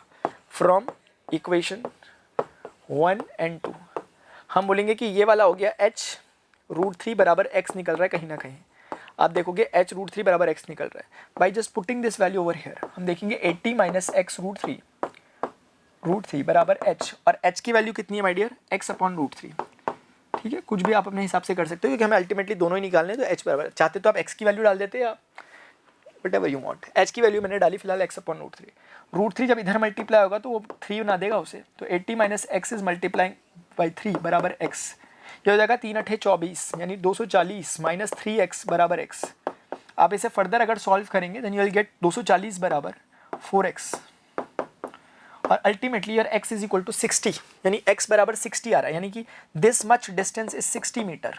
60 metre if it is 60 metre then it is quite obvious कि ये 20 मीटर होगा क्योंकि टोटल 80 था, ठीक है। और अगर आप इसकी हेल्प ले लोगे किसी भी एक की, जैसे आप इसकी हेल्प ले ले तो with the help of this you can easily find the value of x बराबर चूंकि h√3 था and you have find the value of, हमें h निकालना है तो h बराबर हो जाएगा x अपॉन √3 और x हमने कैलकुलेट किया दैट वाज 60, तो 60 upon √3 and there is need to do the rationalisation, तो √3 का ऊपर नीचे हम मल्टीप्लाई कर लेंगे इस तरीके से, तो ये 3 होगा, इसे 20 टाइम्स कट करेगा, so ultimately h is equal to 20√3 metre आपका आंसर आएगा, ठीक है। तो इस तरीके से हमारे पास h निकल गया 23 रूट मीटर, यानी कि हमें समझ में आ गया कि जो हाइट ऑफ द पोल्स है वो कितनी है, और हमें ये भी समझ में आ गया कि जो वो पॉइंट है जहाँ से ऑब्जर्वेशन चल रहा है वो इधर ऑफ द पोल से कितनी कितनी डिस्टेंस पर है, 80 और 20 मीटर पे है। और देखो जैसे कि मेरा ऑब्जर्वेशन था और वो बहुत सही था, मैंने उसको क्लोज रखा था ज़्यादा उसके, तो ये डिस्टेंस कम ये ज़्यादा था, बिल्कुल सही ऑब्जर्वेशन था मेरा। ऑल्दो ये फ़र्क नहीं डालेगा, लेकिन हाँ अगर मैं टीचर हूँ तो मैं इस चीज़ पे भी थोड़ा फोकस करूँगा कॉपी देखते समय, क्योंकि आंसर तो दोनों के सही होंगे, नंबर तो पूरे देने पड़ेंगे, लेकिन मुझे समझ में आएगा कि किस पे ज़्यादा समझ थी बच्चे पे, ठीक है। तो एक बात आपको समझ में आ रही होगी, हेलो, ठीक है। एंगल से हमें हल्का डिसीजन तो लग ही सकता है कि वो क्लोज है उसकी कितनी दूर है। अब मुझे इस क्वेश्चन पे बड़ा वो हो रहा है अभी कि इस क्वेश्चन में हो क्या गया आखिर। असल में मुझे प्रॉब्लम ये हो रही है ना कि यहाँ पे मेरा नेगेटिव में आ रहा है डिस्टेंस, नेगेटिव में आ रहा है डिस्टेंस, मेरे समझ ये नहीं आ रहा कि भाई नेगेटिव में आ क्यों रहे हो तुम यार, इससे अच्छा ना ही आओ यार, ठीक है। हाँ एक एक राउंड मार के चेक कर लेते हैं, थोड़ा सा चेक कर लेता हूँ क्या आपको पकड़ में आ रही है गलती, क्योंकि इससे ले दे के कहीं ना कहीं बात समझ में आ रही है कि मैंने वैल्यू तो गलत नहीं रखी, मैंने बिल्कुल सही वैल्यू रखी है। 1060 बराबर the angle of elevation of the top of a building from the foot of the tower is 30 degree and the angle of elevation of the top of the tower from the foot of the building is 60 degree. If the tower is 50 meter high, find the height of the building. पता नहीं यार क्या हो गया, घर जाके देखूंगा। देखो, a TV tower stands vertically on a bank of a canal. From a point on the other bank directly opposite the tower, the angle of elevation of the top of the tower is 60 degree. वाव यार कितना अच्छा tower है ना। A TV tower stands vertically on a bank of a canal. Canal यानी एक नहर है, जैसे स्वेज कैनाल आपने सुना होगा, इस तरह की कोई भी है उसके बगल में, क्योंकि कैनाल नहर कहूँगा तो आप सोचोगे आपके घर के अड़ोस पड़ोस में जो नहर बह रही है वो वाली, उसके बगल में एक टावर खड़ा है, वो भी हो सकता है, उसमें कोई बड़ी बात नहीं, लेकिन फिर भी टावर की शक्ल देख के उस हिसाब से मैंने सोचा एफएल टावर लग रहा है। तो अ टीवी टावर स्टैंड्स, अरे टीवी टावर है तो a TV tower stands vertically on a bank of a canal, ऐसे ही रहते हैं कैनाल के बैंक में, मेरे गाँव के पास भी एक मैंने देखा है, stands vertically on a bank of a canal, from bank मतलब किनारे में, ठीक है ना, from a point on the other bank directly opposite the tower, the angle of elevation of the top of the tower is 60 degree. पूरा figure ही दे रखा है इन्होंने, तो पढ़ने का मन भी नहीं कर रहा क्वेश्चन, तो फिगर दे रखा है इन्होंने तो। From another point 20 metre away from this point, यानी कि ये एक सी पॉइंट के अलावा डी पॉइंट की बात कर रहे हैं, 20 मीटर अवे है, away from the point on the line, from the point on the line joining the point to the foot of the tower, the angle of elevation of the top of the tower is 30 degree. ये 30 degree है। बोल रहे हैं find the height of the tower and the width of the canal, find the height of the tower and width of the canal.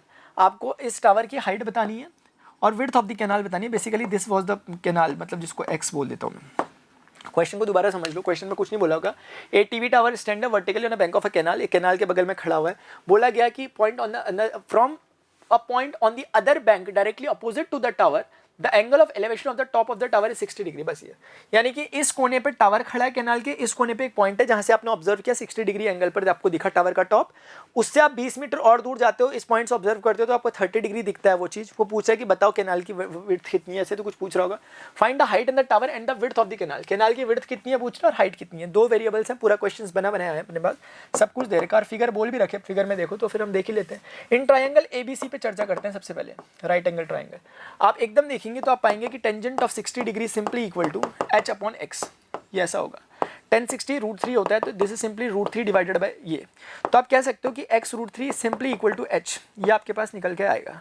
ये आपके पास पहला हो गया, आगे बढ़ते हैं, ठीक है। उसके बाद सेकंड पे हम आते हैं, हम बोलेंगे इन ट्राइंगल, आप प्लीज इसको इधर समझ लेना। इन ट्राइंगल में बात कर रहा हूँ अभी ADB पे, ADB पे, इस बड़े ट्राइंगल ADB पे बात कर रहा हूँ। 1030 लग रहा है इस बार, और बहुत अच्छे से समझ में आ रहा है कि tangent of 30 degree simply equal to h upon कितना हो गया 20 प्लस x, ये हो गया।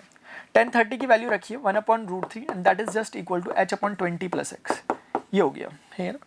आप h की वैल्यू उठा के यहाँ डाल दो, x की वहाँ डाल दो, कुल मिला के हमें h और x ही निकालना है। Two equation in two variable ये बन चुका है, ठीक है ना। तो हमें इसको इक्वेशन नंबर 2 मान करके 1 और 2 से सॉल्व करना चाहिए। What we should have to say, क्या हम बोलेंगे, फ्रॉम 1 and 2,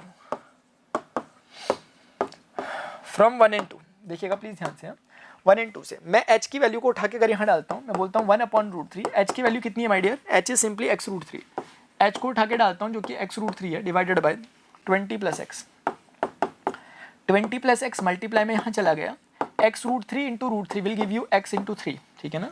तो 20 बराबर हो जाएगा 2x, 3x में से x गया 2x, और x is simply equal to 20/2 which is 10 metre. तो विड्थ ऑफ द कैनाल, या कितनी वाइड है वो आपकी कैनाल, वो 10 मीटर यानी 10 मीटर चौड़ी है। इतनी चौड़ी तो हमारी सड़क ही थी भी पीछे, हाँ इतनी होती है वैसे भी कैनाल्स, ठीक है ना। कैनाल है भैया, वो कोई वो नदी थोड़ी ना है, कोई सिंधु नदी, ठीक है। चलो आगे बढ़ते हैं। अभी x बराबर 10 मीटर आ गया, तो अब इसको कुछ आपने नाम दिया था, फ्रॉम 1 कहा था ना इसको, तो आप कह सकते हो फ्रॉम 1, आप इजीली फ्रॉम 1 कैलकुलेट कर सकते हो the value of h because it was x√3। तो h बराबर x√3 है, and as we have found the value of x equal to 10, so h will be equal to 10√3 simply, and that is in metre, so this will be your result, ठीक है। तो height of the tower भी आपको पता चल गया, this is 10√3 यानी 17.30 metre का ये है, 1.73 वैल्यू रखोगे और 10 मीटर की है। From the top of a 7 metre high building the angle of elevation, सबसे बड़ी दिक्कत क्या है, अब समझ में आ रहा है मुझे दिक्कत क्यों हो रही है यहाँ पे मुझे, भाई ऐसे देखना पड़ रहा मुझे एंगल ऑफ एलिवेशन पे, आपको मैं छोटा छोटा सा लग रहा हूँ, यहाँ बोर्ड बहुत हाइट पे, यहाँ पे एनवी सर के हिसाब से हाइट आ रही है यहाँ पे, तो वो आते हैं तो उनके लिए सेटिंग सही बैठती है। तो या तो मैं यहाँ पे इसके ऊपर एक प्लेटफॉर्म रखा, उसके ऊपर खड़ा होकर पढ़ाऊँ, लेकिन उसमें मूवमेंट नहीं कर पाऊंगा मैं अच्छे से, ठीक है। तभी मैं कहूँ मेरी सांस क्यों फूलने में लगी हुई, भाई मैं ऊपर देख रहा इतनी देर से यार, एंगल ऑफ एलिवेशन तो मेरा बन रखा है इतनी देर से यहाँ पे, अब पता नहीं माइक वाइक चल रहे नहीं चल रहे, वो भी देखना है कभी।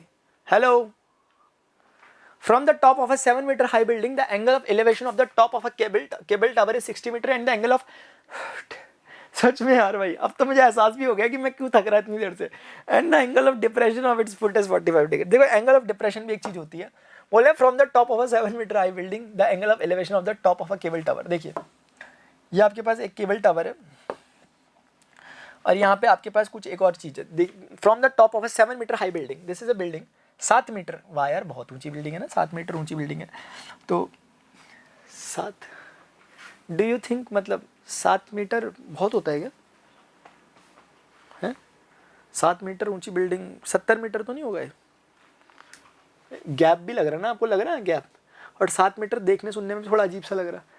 चलो मैं 7 के हिसाब से चल रहा हूँ, ठीक है, और इसको कोई माइंड नहीं करेगा, ठीक है ना, कि सर ऐसा नहीं होता 70 था। अब देख लेंगे, अगर क्वेश्चन को डिस्टर्ब कर रहा होगा तो अपने अकॉर्डिंग देखेंगे, अदरवाइज चल रहा होगा काम तो चलाएंगे इसी के अकॉर्डिंग, आंसर को अपने हिसाब से देखना। The angle of elevation of the top of a cable tower is 60 degree, यानी कि ये जो भयंकर, तो डरा रहे भाई, क्या क्या गिर रहा, नट शट गिर रहे, पता है।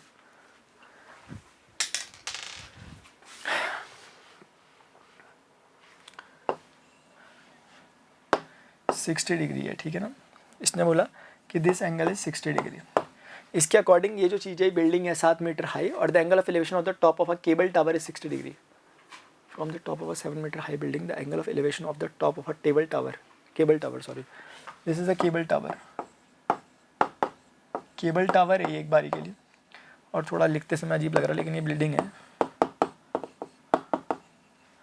Building, and the angle of depression of its foot is 45। Depression का मतलब होता है कि एक तो होता है आप ऊपर देख रहे हो, एक बार आप नीचे भी तो देख रहे हो, तो इस बार अभी आप जमीन से बिल्डिंग देख रहे हो, कोई बिल्डिंग से जमीन को भी तो देखता होगा ऐसे करके नीचे, तो उसका हॉरिजॉन्टल ये बन रहा है, लेकिन वो नीचे देख रहा, तो ऐसे देख रहा हो, ऐसे जैसे यहाँ से आपको दिख पाएगा कि इस पर्टिकुलर केस में ये एंगल ऑफ डिप्रेशन है, इस बार बिल्डिंग के उसको देख रहा हो, केबल टावर के उसको देख रहा है फुट को, तो इस बारी में वो एंगल कितना बनता है ये हमें ये भी बता रहे हैं कि this is 45 degree. Now they are saying determine the height of the tower. अब देखो from the top of a 7 metre high building, यानी 7 मीटर ऊंची बिल्डिंग से the angle of elevation of the top of a cable tower is 60 degree. उसके बाद and the angle of depression of its foot, its मतलब cable tower के foot को देखता है तो 45 degree. Determine the height of the tower, tower की हाइट बतानी है, तो basically this much distance let us say is h because this is 7 metre, ठीक है। Let's try to do this. आप इसे सॉल्व करेंगे, आप देखेंगे ये A है पॉइंट, ये पॉइंट B है, ये पॉइंट C है, ये पॉइंट D है, और ये पॉइंट E है, ठीक है। तो आप बोलेंगे in triangle ABC tangent of 60 degree, tangent of 60 degree is equal to what, आप बोलेंगे h upon, let's see this is x, यानी कि यहाँ से लेके यहाँ तक का जो डिस्टेंस इन दोनों के बीच का x है, तो ऑब्वियसली BC भी उतना ही होगा, BC और DE सेम है क्योंकि, तो हम कह सकते हैं कि √3 बराबर यहाँ से निकल के आ रहा है h अपॉन x। फिलहाल के लिए इक्वेशन हम इसे मान लेते हैं, नेक्स्ट बढ़ते हैं आगे की तरफ। दूसरा क्या हो सकता है सर हमारे पास दूसरी चीज़ हो सकती है दूसरा ट्राइंगल। पहला ट्राइंगल ABC है, दूसरा राइट एंगल ट्राइंगल BCE दिख रहा होगा अगर आप देख पा रहे होंगे तो। क्यों नहीं देख पाएंगे सर हम, आप तो ऐसी बात करते हो ना यार, कभी कभी गुस्सा आता है सर आपको देख के मुझे कभी कभी। तो इन BCE, तो अगर आप ध्यान से देखेंगे तो इस बारी में इस एंगल के हिसाब से परपेंडिकुलर ये है, ये तो हमने बहुत बेसिक सीखा हुआ अपनी ट्रिग्नोमेट्री में, और ये बेस है तो परपेंडिकुलर 7 है और बेस x है तो 7/x। तो tangent of 45 is equal to 7/x हो रहा है। तो अगर मैं इसको थोड़ा समझूं तो 1 बराबर 7/x हो रहा है, क्योंकि 1045 1 होता है तो x बराबर 7 मीटर निकल रहा है। तो शायद ये बेसिक सी बात मुझे समझ में आ पा रही होगी, क्योंकि जितना ये होगा उतना ये होगा, क्योंकि 45 डिग्री एंगल है। 1045 is equal to perpendicular upon base, 1045 1 होता है तो perpendicular is equal to base, तो बेस भी उतना ही जितना परपेंडिकुलर से 7। अब ये जो चीज़ आ गई सच में यार बहुत मुश्किल है ना पढ़ाना, मुझे अब समझ में आया भाई सच में। सोचो ना कि मैं इतनी देर से लगा ऊपर देखने में सांसें फूल गई, मैं बोल रहा ऐसा क्यों हो रहा है यार, एक्सरसाइज बराबर कर रहा हूँ, सब कुछ कर रहा हूँ, प्राणायाम योगा, फिर भी उसके बावजूद क्या हो रहा है ये। अब समझ में आया भाई, यहाँ तो अलग ही तरह की एक्सरसाइज चल रही है। तो h बराबर x√3 है। आपको शायद आ भी रही हो माइक में आवाज मेरे बार बार ऐसे सांस को लेने की, ऐसे जैसे मैं बिल्डिंगे चढ़ के आ रहा हूँ कहीं से। x हो गया 7, कभी भाई गलती से भी यार मैराथन लेने की नहीं सोच देनी मैंने, ये बात मुझे ध्यान रखनी है। h बराबर x√3, x की वैल्यू डाल दो 7 तो 7√3 मीटर, ये हो गया। तो हमारे अकॉर्डिंग जो h निकला दिस इज 7√3। तो because they were asking for what, the height of the tower. और ये गलती मत करना, आंसर ये मत दे देना उटपटांग सा। जो टावर की हाइट है दिस इज व्हाट, टावर की जो हाइट है दिस इज h + 7। तो h कितना निकला आपके according 7√3 + 7। So you will say 7 common ले लिया, √3 + 1 metre, this will be the height of the tower. ठीक है 7√3। I hope this is clear to everyone. अगर बाई चांस, मैं पहले भी कहता हूँ, कहीं पर अगर एरर हो, मैनुअल एरर्स कहीं पर हो, कॉन्सेप्चुअल एरर्स की मैं बात नहीं कर रहा। मैनुअल एरर मतलब मैंने कहीं पर कुछ चीज़ बाय डिफ़ॉल्ट गलती से, पूरी गलती से, मैं उसकी जिम्मेदारी अभी से लेता हूँ और उसके लिए अभी से सॉरी भी बोलता हूँ कभी अगर ऐसा हो तो। जबकि मैं जिम्मेदारी से करता हूँ, मैं कोशिश करता हूँ ना हो गलती, लेकिन उसके बावजूद भी कभी ह्यूमन एरर्स हो जाते हैं, उसे प्लीज़ करेक्ट कर लिया करो, ठीक है ना। और हो सके तो कमेंट में बता दिया करो, ठीक, अच्छा लगेगा।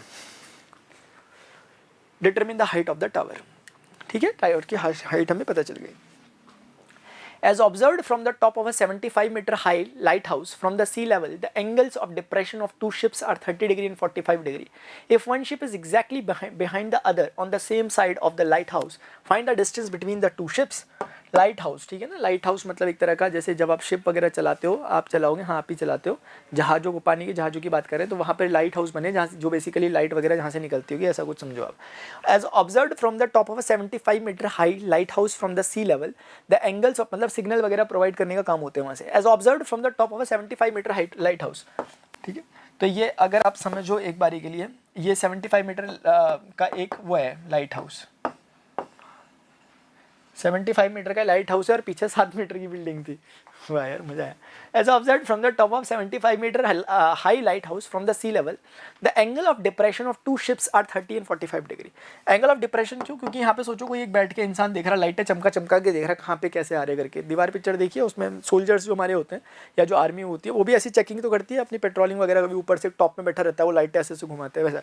तो इस बारी में बेसिकली जो यहाँ जो बैठा हुआ इंसान है या जो भी लाइट है उसके लिए लाइन ऑफ साइट तो ये है बेसिकली ना, लेकिन वो लाइन ऑफ साइट ये जरूर है, लेकिन वो नीचे पे जहाज़ों को देख रहा है। जहाज सी लेवल, ग्राउंड लेवल नहीं बोला था इसने, सी लेवल से 75 मीटर, यानी कि नीचे सी है इस बार, ये सी ही दिख रहा है आपको। तो इसका मतलब कोई पॉइंट है, इन्होंने क्या बोला था, the angles of depression of two ships are 30 and 45 degree if one ship is exactly behind the other on the same side of the lighthouse. ये क्लियर किया उन्होंने, यानी ऐसा नहीं है कि एक यहाँ पर है एक यहाँ पर है, दोनों एक ही तरफ है शिप, यानी शिप एक, शिप 1 अगर यहाँ पर है तो दूसरा शिप 2 भी यहाँ पर है, एक दूसरे के जस्ट पीछे। ऐसा क्यों कहा उन्होंने, ताकि आप मान सको कि वो एक लाइन में है। तो जानबूझ के उन्होंने ऐसा भी इसलिए कहा कि वो just behind the each other, ताकि आपको ऐसी प्रॉब्लम ना हो कि यार ट्राइंगल्स अलग अलग टाइप के बनेंगे। वो बहुत ईजी कर रहे हैं आपके क्वेश्चन को, बहुत ईजी, बिल्कुल एक स्ट्रीम लाइन उसमें आ रहे हैं, एक लाइन के पीछे line. If one ship is exactly behind the other on the same side, थोड़ा रुक जाओ यार, मैं ना सांस वो लेता हूँ थोड़ा सा, थोड़ा 2 मिनट प्लीज़ वेट करो। मैं क्या है ना, मैं इतनी देर में बताएं क्या हो गया, मैं भूल गया क्या, सांस लेना, पानी पीना तो चलो दूसरी बात होती है, पानी भी पी लेता हूँ मैं, वो भी भूल गया भाई कि सांस भी लेने की हो रही है।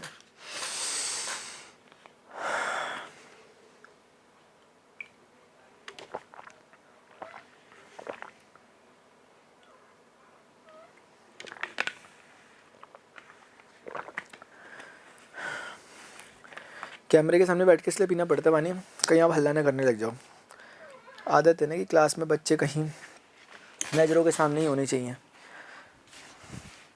कर भी लोगे तो हल्ला क्या होगा यार, इतना भी वो सही नहीं है ना सर यार, इतना भी बिल्कुल बच्चों को अपने उसमें रखे रहना कैसे हो यार ज़रा यार, आप अजीब से यार। चलो देखो, as observed from the top of 75 meter high lighthouse from the sea level, the angle of depression, सही मायने में पता चल रहा है elevation क्या होता है। The angle of depression of two ships are 30 and 45 degree. If one ship is exactly behind the other on the same side of the lighthouse, 30 और 45 डिग्री का एंगल बना रहा है। अभी जनरल नॉलेज काम करेगा सर यहाँ पे हमारा कि 30 कौन बना रहा है और इसमें से 45 या जो भी है वो कौन बना रहा है। अब आप खुद सोचिए इनमें से कौन सा है। जनरल नॉलेज लगाना प्लीज़, क्योंकि जब ये एक सोचो एक ही इंसान है, आगे कुछ अभी जाता है तो इसका एंगल बढ़ता रहेगा नहीं रहेगा, तो जरूर ये 30 होगा 40, ये होता है जनरल नॉलेज। जरूर ये वाला 30 रहा होगा, और जब ये आगे आगे बढ़ता रहेगा तो क्योंकि देख सेम जगह को रहा है, वो सेम जगह को रहा है, तो ऑब्जर्वेशन आसानी से हो जाता है।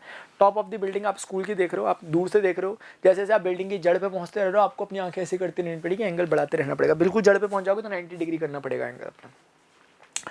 ये चीज़ मैं जब फिजिक्स में डिस्कस करता हूँ 11th में आपके साथ, तब भी मैं आपको ये एग्जाम्पल देता हूँ असल में।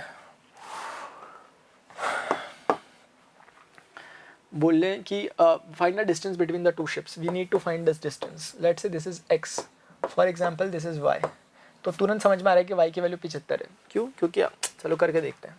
समझ गए आप भी क्यों ऐसे समझे डायरेक्टली? हाँ सर समझ गए, आप ही नहीं हो इतने तेज, हमें भी बहुत कुछ आता है, हम तो चेक करने आ रखे। आपको आता है कि नहीं आता? इन ट्रायंगल, मिट जाना भाई प्लीज़ यार, प्लीज़ प्लीज़ प्लीज़, बड़ा जिद्दी है यार ये सच में यार। अभी भी नहीं देखना अब क्या हुआ।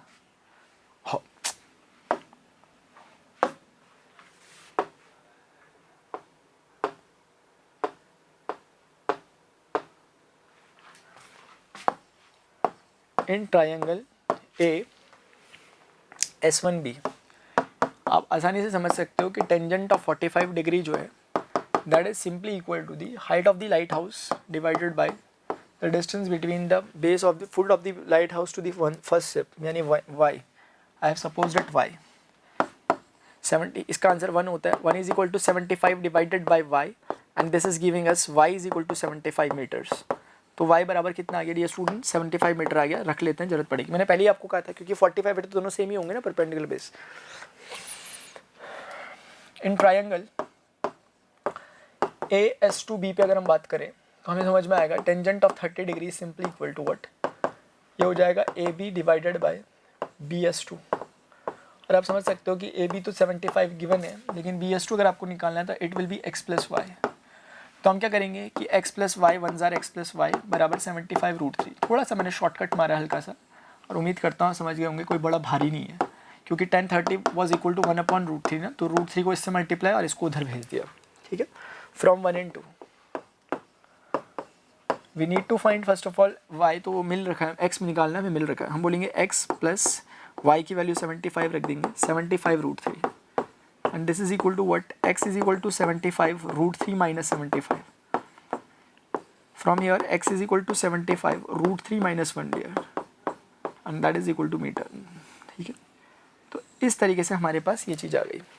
Hope this is clear to everyone. क्या सभी को क्लियर है ये चीज़?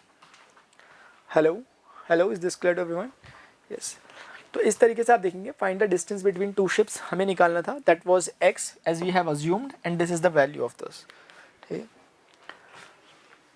A 1.2 meter tall girl, क्या लिखा हुआ? A 1.2 meter tall girl spots a balloon moving with the wind on a horizontal line. ये क्वेश्चन वैसा है जैसा सैम्पल पेपर में था इस बार भी बैलून ही था या काइट था, कुछ तो था। देखते हैं क्या उतना लेवल का है क्वेश्चन।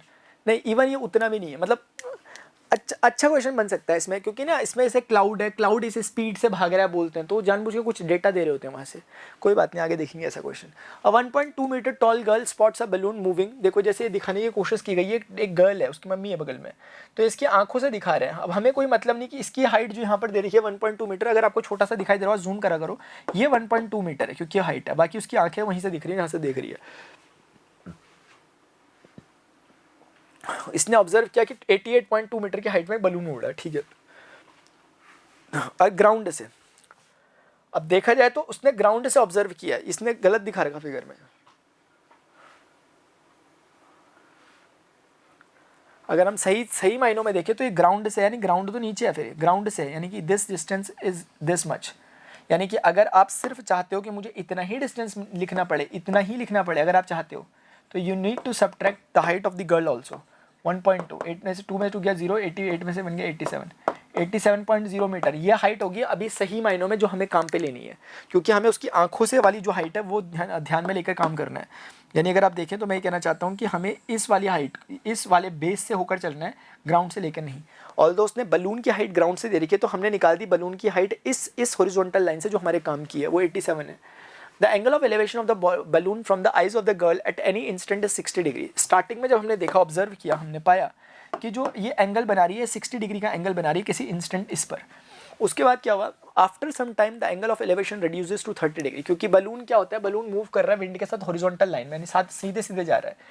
तो उस देखा थोड़ी देर बाद एंगल 30 डिग्री हो गया, और समझ में आता है कि बलून का एंगल 30 डिग्री समझ में आ रहा है, क्योंकि जब वहाँ जाएगा उसी चीज़ को देखना है। तो बेसिकली अब आप समझ पा रहे होंगे। अब ऐसे भी समझ सकते हो कि जब पास था तो ज़्यादा एंगल था, दूर हो गया तो कम एंगल पे देखा जा रहा है। तो ये एंगल, ये वाला this much angle is 30 degree basically. Now what they are asking, find the distance travelled by the balloon during the interval. वो पूछ रहे हैं कि what is the distance of this much, ये डिस्टेंस कितना है। तो we will do the same thing again. हम इसको ए बोल देंगे, इसको बी बोल देंगे, इसको सी बोल देंगे, इस पॉइंट को डी बोल देंगे, ठीक है। इस पॉइंट को चलो एक बारी के लिए ई बोल दो।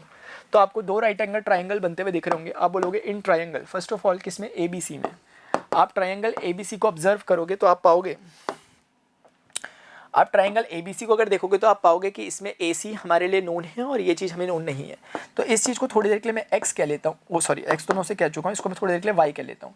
तो आई कैन सिंपली से कि दिस मच हाइट जो कि 87 है डिवाइड अपॉन में वाई, 87 अपॉन वाई बराबर टेंजेंट ऑफ कितना, टेंजेंट ऑफ 60, क्योंकि पास में है तो ज़्यादा एंगल पे देख रही है, 1060, ठीक है। यस, 1060 कितना हो गया, √3, और वो y एक बार के लिए इधर ले आओ तो 87 के बराबर हो गया। तो y बराबर 87/√3 डायरेक्टली निकल गया। तो एक वैल्यू तो हमारे पास निकल गई। If you want then you can do the rationalisation, लेकिन अब इसकी नीड नहीं है, क्योंकि स्पेशली हमें x को फाइंड आउट करना है, उसी पे काम करेंगे जो करना होगा। अब दूसरे ट्राइंगल पे आएंगे, इन ट्राइंगल BED। अगर ट्राइंगल BED पे हम फोकस करें तो हम देखेंगे कि टेंजेंट ऑफ, इस बारी में एंगल कम हो गया 30 डिग्री, बराबर हो जाएगा हाइट कितनी है 87 डिवाइडेड बाय आपका टोटल डिस्टेंस यहाँ से यहाँ तक का पूरा देखना पड़ेगा, which is x plus y, not only x। थोड़ा ध्यान से प्लीज, राइट एंगल किस पे बन रहा है, राइट एंगल सिर्फ यहीं तक नहीं है, पूरा है, BE वाला पूरा हाइपोटेनस है, तो BED पूरा है। और ये बात बिल्कुल ध्यान दो इसमें, क्योंकि वो सेम क्वेश्चन है, लड़की की हाइट दे रखी थी, तो चाहते हैं कि लड़की की हाइट को आप हटा दो, उससे हमें मतलब नहीं है, क्योंकि हमें उसकी आंखों से मतलब है। आंखें मतलब कि ऊपर, आप समझ गए, आंखें मतलब उसकी टोटल हाइट मान लो ऊपर तक का, तो इसलिए आंखों से लेकर चलना है। इसलिए हमें बलून की जो हाइट 88 दे रखी है उसे घटाना चाहिए, तभी मैंने 87 पे कैलकुलेशन कर रहा हूँ।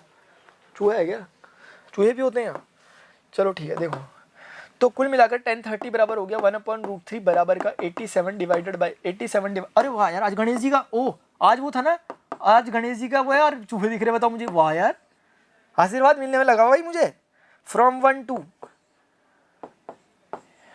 गणेश जी इन लोगों के अच्छे रिजल्ट निकलवा दो, मतलब वो कर दो इनका कुछ जितने चाह रहे परसेंटेज। क्या क्या, ओ गणेश जी बोल रहे मेहनत करेंगे तभी आएंगे नंबर, इसमें भाईचारा नहीं चलेगा। ठीक है गणेश जी, सही बात है यार। तो आप लोगों ने शायद सुन लिया होगा कि भाईचारा नहीं चलेगा, आपको वो करना पड़ेगा, क्या बोलते हैं, आपको पढ़ाई करनी पड़ेगी, पढ़ाई करोगे तो ही आपके नंबर आएंगे। देखो x प्लस वाई कितना है 87/√3, अगेन 87√3 यहाँ पर है, तो we need to find the value of x। तो x बराबर हो जाएगा 87√3 माइनस 87 डिवाइडेड बाई √3। तो वी कैन सिंपली से कि 87 को हम कॉमन ले सकते हैं, inside the bracket we are left with √3 1 minus root. तो ये हो जाएगा x बराबर √3 3 माइनस 1 डिवाइडेड बाई √3। तो x बराबर हो जाएगा 87 इंटू 2 डिवाइडेड बाई √3।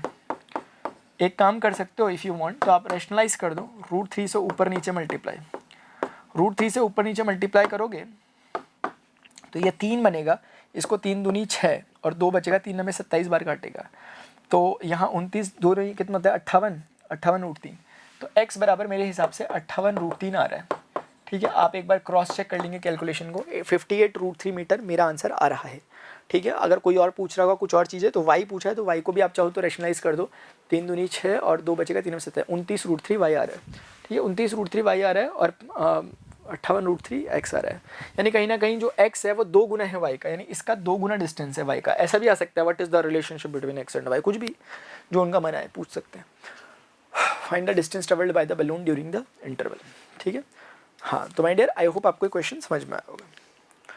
ये फील करवाने के लिए कि ग्राउंड लेवल है, इन्होंने हाँ लोगों को भी चला रखा है, पेड़ भी लगा रखे हैं, बड़े वो हैं इंटेलिजेंट। चलो आगे बढ़ते हैं। भाई क्वेश्चन खत्म नहीं होते क्या? कितनी एक्सरसाइज है मुझे आइडिया भी नहीं, मैं चाह रहा हूँ अब आ जाए थैंक यू लिखा हुआ, आ ही नहीं रहा तब से। A straight highway leads to the foot of tower, A straight highway leads to the foot of the tower. A man standing at the top of the tower observes a car at an angle of depression of 30 degree. ठीक है, let's see. A straight highway leads to the foot of tower. Straight highway है ये, ठीक है ना? Leads to the foot of the tower. अच्छा, ये highway है, यहाँ के रास्ते में मान लो कि एक टावर है. This is what a tower. ये एक टावर है, घंटा घर है ये. Tower observes a car, a man standing at the top of the tower. अच्छा जी, एक मनुष्य बैठा है यहाँ पर. ठीक है, ये बैठ के यहाँ पर बिल्कुल इसके ऊपर बैठा हुआ, ऐसे करके देखने में लगा हुआ, ऐसे करके. क्या यार, कैसे कैसे लोग हैं यार बताओ. अ man standing at the top of the tower observes a car at an angle of depression of 30 degree. ये एक ऑब्जर्व करता है कार को, ये कार आ रही है, नहीं ये तो हम की बाइक हो गई. अच्छा, तो कुल मिलाकर के देखो, अगर आप समझने की कोशिश करो तो ये उसकी बेसिकली वो है, मतलब हॉरिजॉन्टल लाइन है. डिप्रेशन का मतलब है नीचे देखता है कोई इंसान, तो वो नीचे की तरफ देखेगा.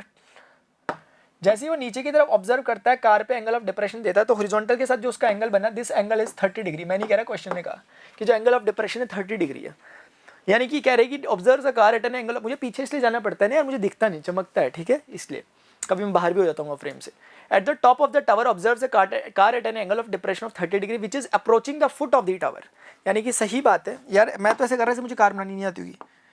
आती है भाई मुझे कार बनानी. ये ला, ये सर इतनी ही आती है तो कार को रोड पे चलाओ ना, कहाँ चला रहे हैं बाहर पे. ठीक है, मतलब मान लो यार जैसी तैसी जो भी है मेरी कार है, ठीक है, तो ये कार इधर को जा रही है, अप्रोच कर रही है किसकी तरफ, उसकी तरफ, टावर के फुट की तरफ. Which is approaching a foot of the tower with a uniform speed. भाई अगली बार कभी नहीं आऊँगा उसमें, मैं इस वाले उसमें. वैसे आया मैं पहले भी हूँ, 4 घंटे का ट्रिग्नोमेट्री कहाँ लिया था मैंने, यही तो लिया था, उसमें फील नहीं हुआ यार. आज क्यों फील हो रहा इतना, आज लंच करके आया तब तो नहीं हो रहा कहीं.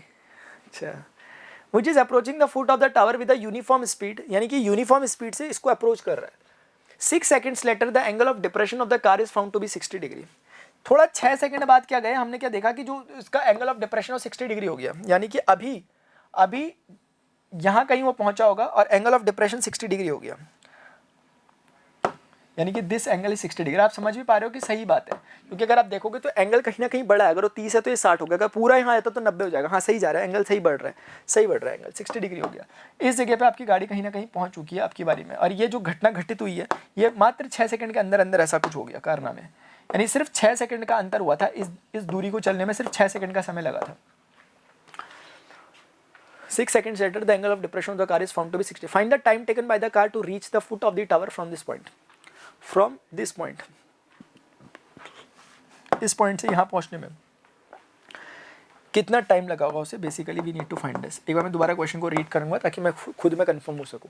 अ straight highway leads to the foot of a tower. A man standing at the top of the tower observes a car at an angle of depression 30 degree which is approach 30 degree. ठीक है, which is approaching the foot of the tower with the uniform speed. Uniform speed है इसकी एक important बात है, यानी speed बदलेगी नहीं बार बार.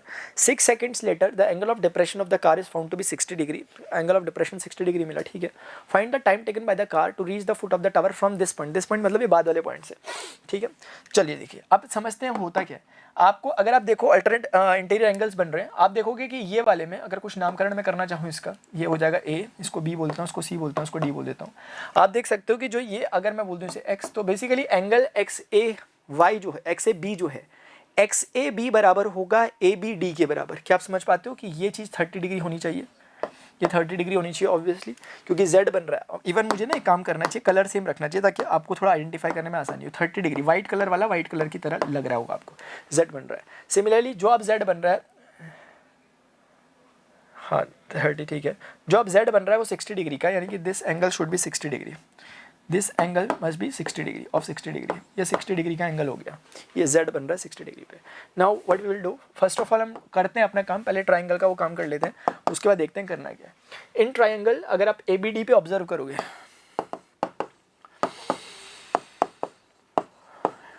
इन triangle A B D tangent of 30 degree is equal to A D divided by B D. ठीक है, फिलहाल इतना समझ में आता है कि 1/√3 is equal to A D divided by B D. फिलहाल इतना समझ में हमें आ रहा है, ये चीज़ हमें समझ में आ रही है। ए डी की बात हमें कुछ देर की थी क्या, हमें बोला था straight highway leads to the foot of the tower, a man standing on the top of the tower observes the rectangular division of which is approaching the foot of the tower, the 6 seconds the division of the find the time taken. हमें भाई ये भी नहीं दे रखा इन लोगों ने, तो बड़े अजीब से लोग हैं यार, कुछ तो दे देते हैं, ये भी नहीं दे रखा मुझे तो इन्होंने। H/BD, BD मुझे नहीं पता, चलो BD को फिलहाल के लिए BD ही बोल देता हूँ।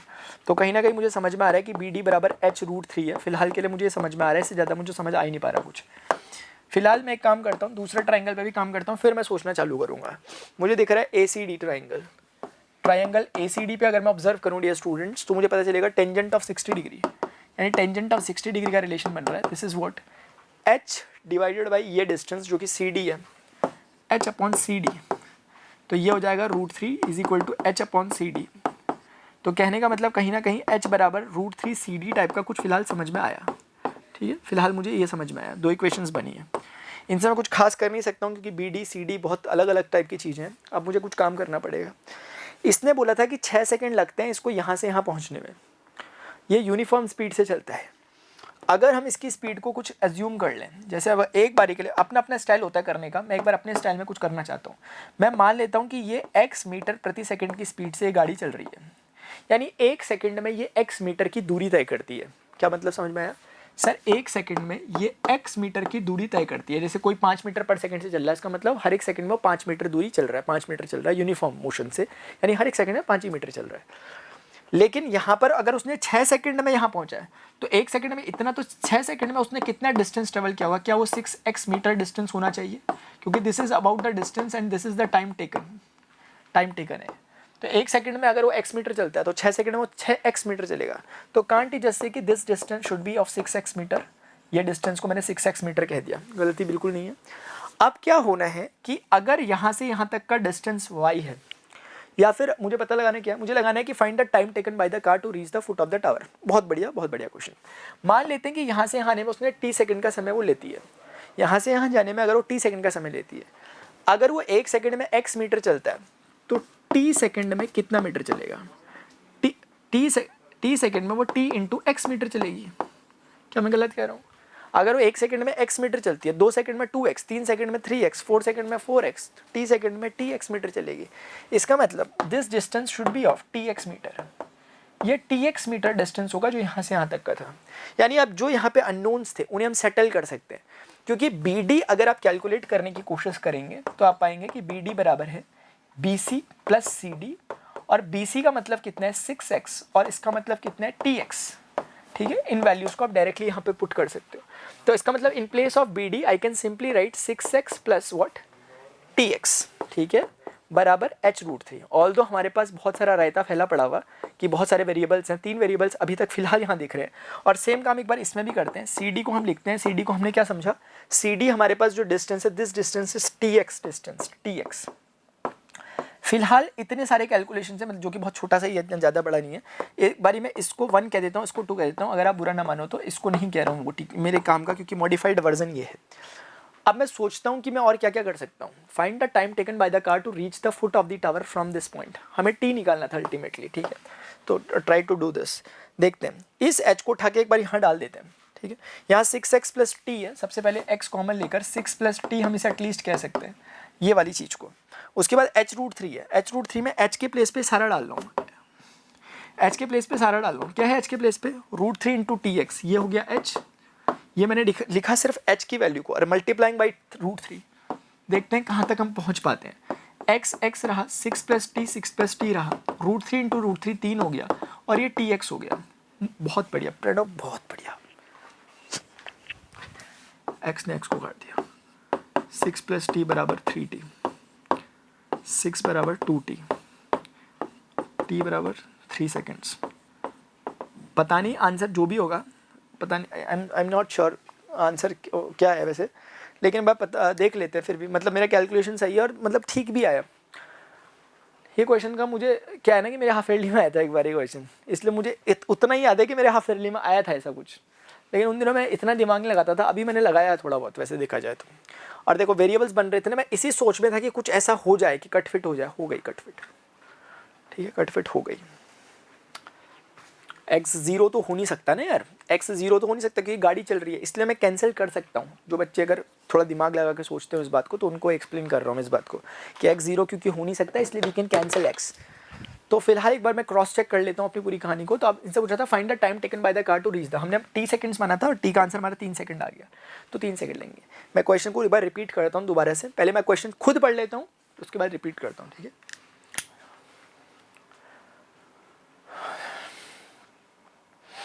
चलिए मैं एक बार एक्सप्लेन करता हूँ। असल में क्या है कि एक बंदा यहाँ बैठा हुआ, ये नीचे से गाड़ियों को आते जाते देखता रहता है, ठीक है ना, छुट्टी है इनकी तो ये ऐसे ही कर रहे हैं। तो इन्होंने क्या किया कि इन्होंने ऑब्जर्व किया गाड़ी यहाँ पर 30 डिग्री का डिप्रेशन एंगल बन रहा है, तो ये 30 से हमें कुल मिला के समझ में आ रहा है 30। इन्होंने देखा 6 सेकंड बाद गाड़ी यहाँ पहुँच गई, तो एंगल अब उन्हें 60 डिग्री पे देखना पड़ रहा है। तो कुल मिला के 6 सेकंड का समय लगा यहाँ से यहाँ आने में। उसके बाद ये पूछ रहे हैं कि यहाँ से अब यहाँ आने में कितना टाइम लगेगा, जबकि गाड़ी आपकी यूनिफॉर्म स्पीड से जा रही है। तो मैंने क्या किया, जो अभी तक काम किए थे ट्राइंगल्स जो दिख रहे थे उन पे काम करना चालू किया जनरल ऑब्जर्वेशन से। फिर मुझे समझ में आया कि स्पीड वगैरह की बात चली, मैंने थोड़ी देर के लिए मान लिया कि x मीटर प्रति सेकंड की स्पीड से वो जा रहा था, मतलब आई एम सॉरी, मतलब 1 सेकंड में वो x मीटर का डिस्टेंस ट्रेवल कर रहा था। अगर वो 1 सेकंड में x मीटर का डिस्टेंस ट्रेवल कर रहा है, अगर 1 सेकंड में x मीटर का डिस्टेंस ट्रेवल कर रहा है, तो 6 सेकंड में कितना डिस्टेंस ट्रेवल करेगा, बहुत ऑब्वियस है। 1 सेकंड में x मीटर चलता है, 6 सेकंड में 6x मीटर चलेगा, तो ये डिस्टेंस हमें समझ में आ गया 6x है। सिमिलरली यहाँ से आने में कितना टाइम लगेगा, मान लेते हैं t सेकंड लगेंगे। अरे 1 सेकंड में अगर वो x मीटर चलता है तो t सेकंड में वो tx मीटर चलेगा, तो tx डिस्टेंस हो गया। इन वैल्यूज़ को bd को मैंने 6x प्लस tx को यहाँ पर रखा, और सिमिलरली जो cd वगैरह होगा उसको tx करके कुछ यहाँ कहीं लिखा था, cd को tx टाइप से लिखा। इन दो इक्वेशंस को मैंने आपस में सॉल्व करने के लिए मर्ज करने की कोशिश की। शुरुआत में डर जरूर था कि 3 वेरिएबल से 2 इक्वेशन कैसे सॉल्व होगा, लेकिन अब क्या करें, मतलब बोलते हैं ना कि मेहनत करने वालों की कभी हार नहीं होती। और वैसे आप एक काम और कर सकते थे, आप tx को डायरेक्टली उठा के h/√3 यहाँ डाल सकते थे, डायरेक्टली tx को डायरेक्टली उठा सकते थे ना h/√3, लेकिन उसमें फिर h x वगैरह वगैरह निकलते पहले। लेकिन हमने भी बेहतर काम किया, क्योंकि हमने क्या किया, इसमें x कॉमन लिया, 6 + t अंदर बचा, बराबर √3 के मल्टीप्लाई में h था, h की सारी वैल्यू डाल दी हमने ये वाली एग्जैक्टली। उसमें हमने थोड़ा सा x 6 + t करा, √3 3 हो गया, tx हुआ, x कट गया बहुत सुंदर तरीके से। उसके बाद 6 + t बराबर 3t बचा, 3t में से t गया, 2t हो गया, 6 बराबर 2t और t बराबर 6/2 यानी कि 3 सेकंड्स। तो हमें क्लैरिटी है कि यहाँ से आने में से 3 सेकंड लगे और यहाँ से आने में से 6 सेकंड लगे थे। और आप जो कुछ आप पूछना चाहते हैं आप बता सकते हो, जो भी ये पूछेंगे आपसे, ठीक है। 6 सेकंड लगे, यहाँ से आने में 3 सेकंड लगे। कुछ बन रहा है लॉजिक, कुछ सोच पा रहे हैं हम क्या इस बारे में। 6 सेकंड में इसने एंगल को 30 किया, अगले 3 सेकंड में इसने एंगल 60 किया। सोचो जरा, इस पे दिमाग लगाओ जरा। ओ भाई नहीं, मैं नहीं मानता, मैं नहीं मानता, ऐसा मत बोलो यार। मतलब क्या ऐसा था कि एक ही एक्सरसाइज है? खुशी भी हो रही है, अंदर से लड्डू भी फूट रहे मेरे मन में। अच्छा सर बच्चे बोल लेंगे यार सर आपको क्यों फूट रहे मन में लड्डू, यार आपका क्या है? हाँ बात तो सही है आपकी, मेरा क्या है, थकान तो मुझे लगती ही नहीं। आदि मानव हूँ ना मैं, हड़प्पा सभ्यता के टाइम से, ठीक है। थोड़ा अच्छा सा फील हुआ वैसे यार, है ना, आपको भी लग रहा थोड़ा अच्छा सा?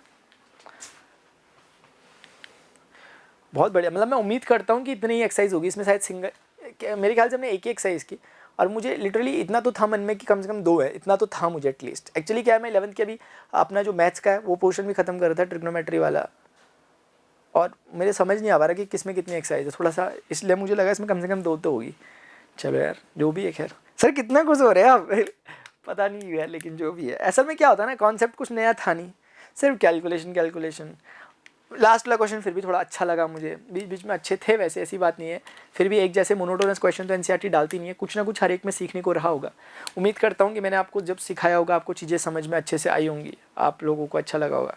कोई बातें इधर उधर ऊपर नीचे अगर आपको लग गई हो तो माफ़ी चाहता हूँ, ठीक है। अभी के लिए डियर स्टूडेंट्स इतना ही। उम्मीद करता हूँ कि 9th चैप्टर भी आपका क्लियर हो चुका है। इससे पहले के सारे चैप्टर आपके क्लियर हो चुके हैं, 1st to 8th, और आज 9th भी आपका कंप्लीट हो गया। हर चैप्टर में हमने हर एक्सरसाइज के क्वेश्चंस को करते हुए ऐसे ही वन शॉट लिया है, आप वो देख सकते हो। अब अगले क्वेश्चन चैप्टर्स में हम आएंगे 10th चैप्टर। वैसे तो मेरा मन कर रहा है अभी कवर कर लूँ उसे, देखता हूँ थोड़ा आधा एक घंटे के ब्रेक के बाद।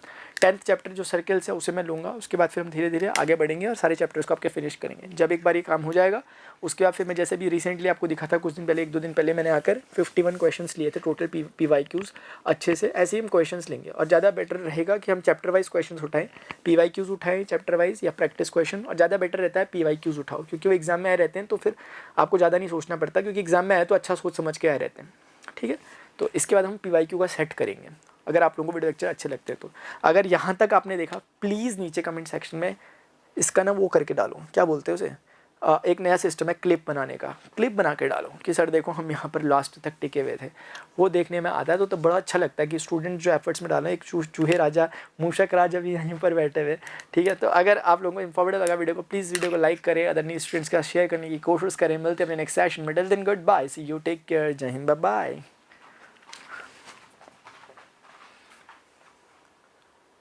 हेलो।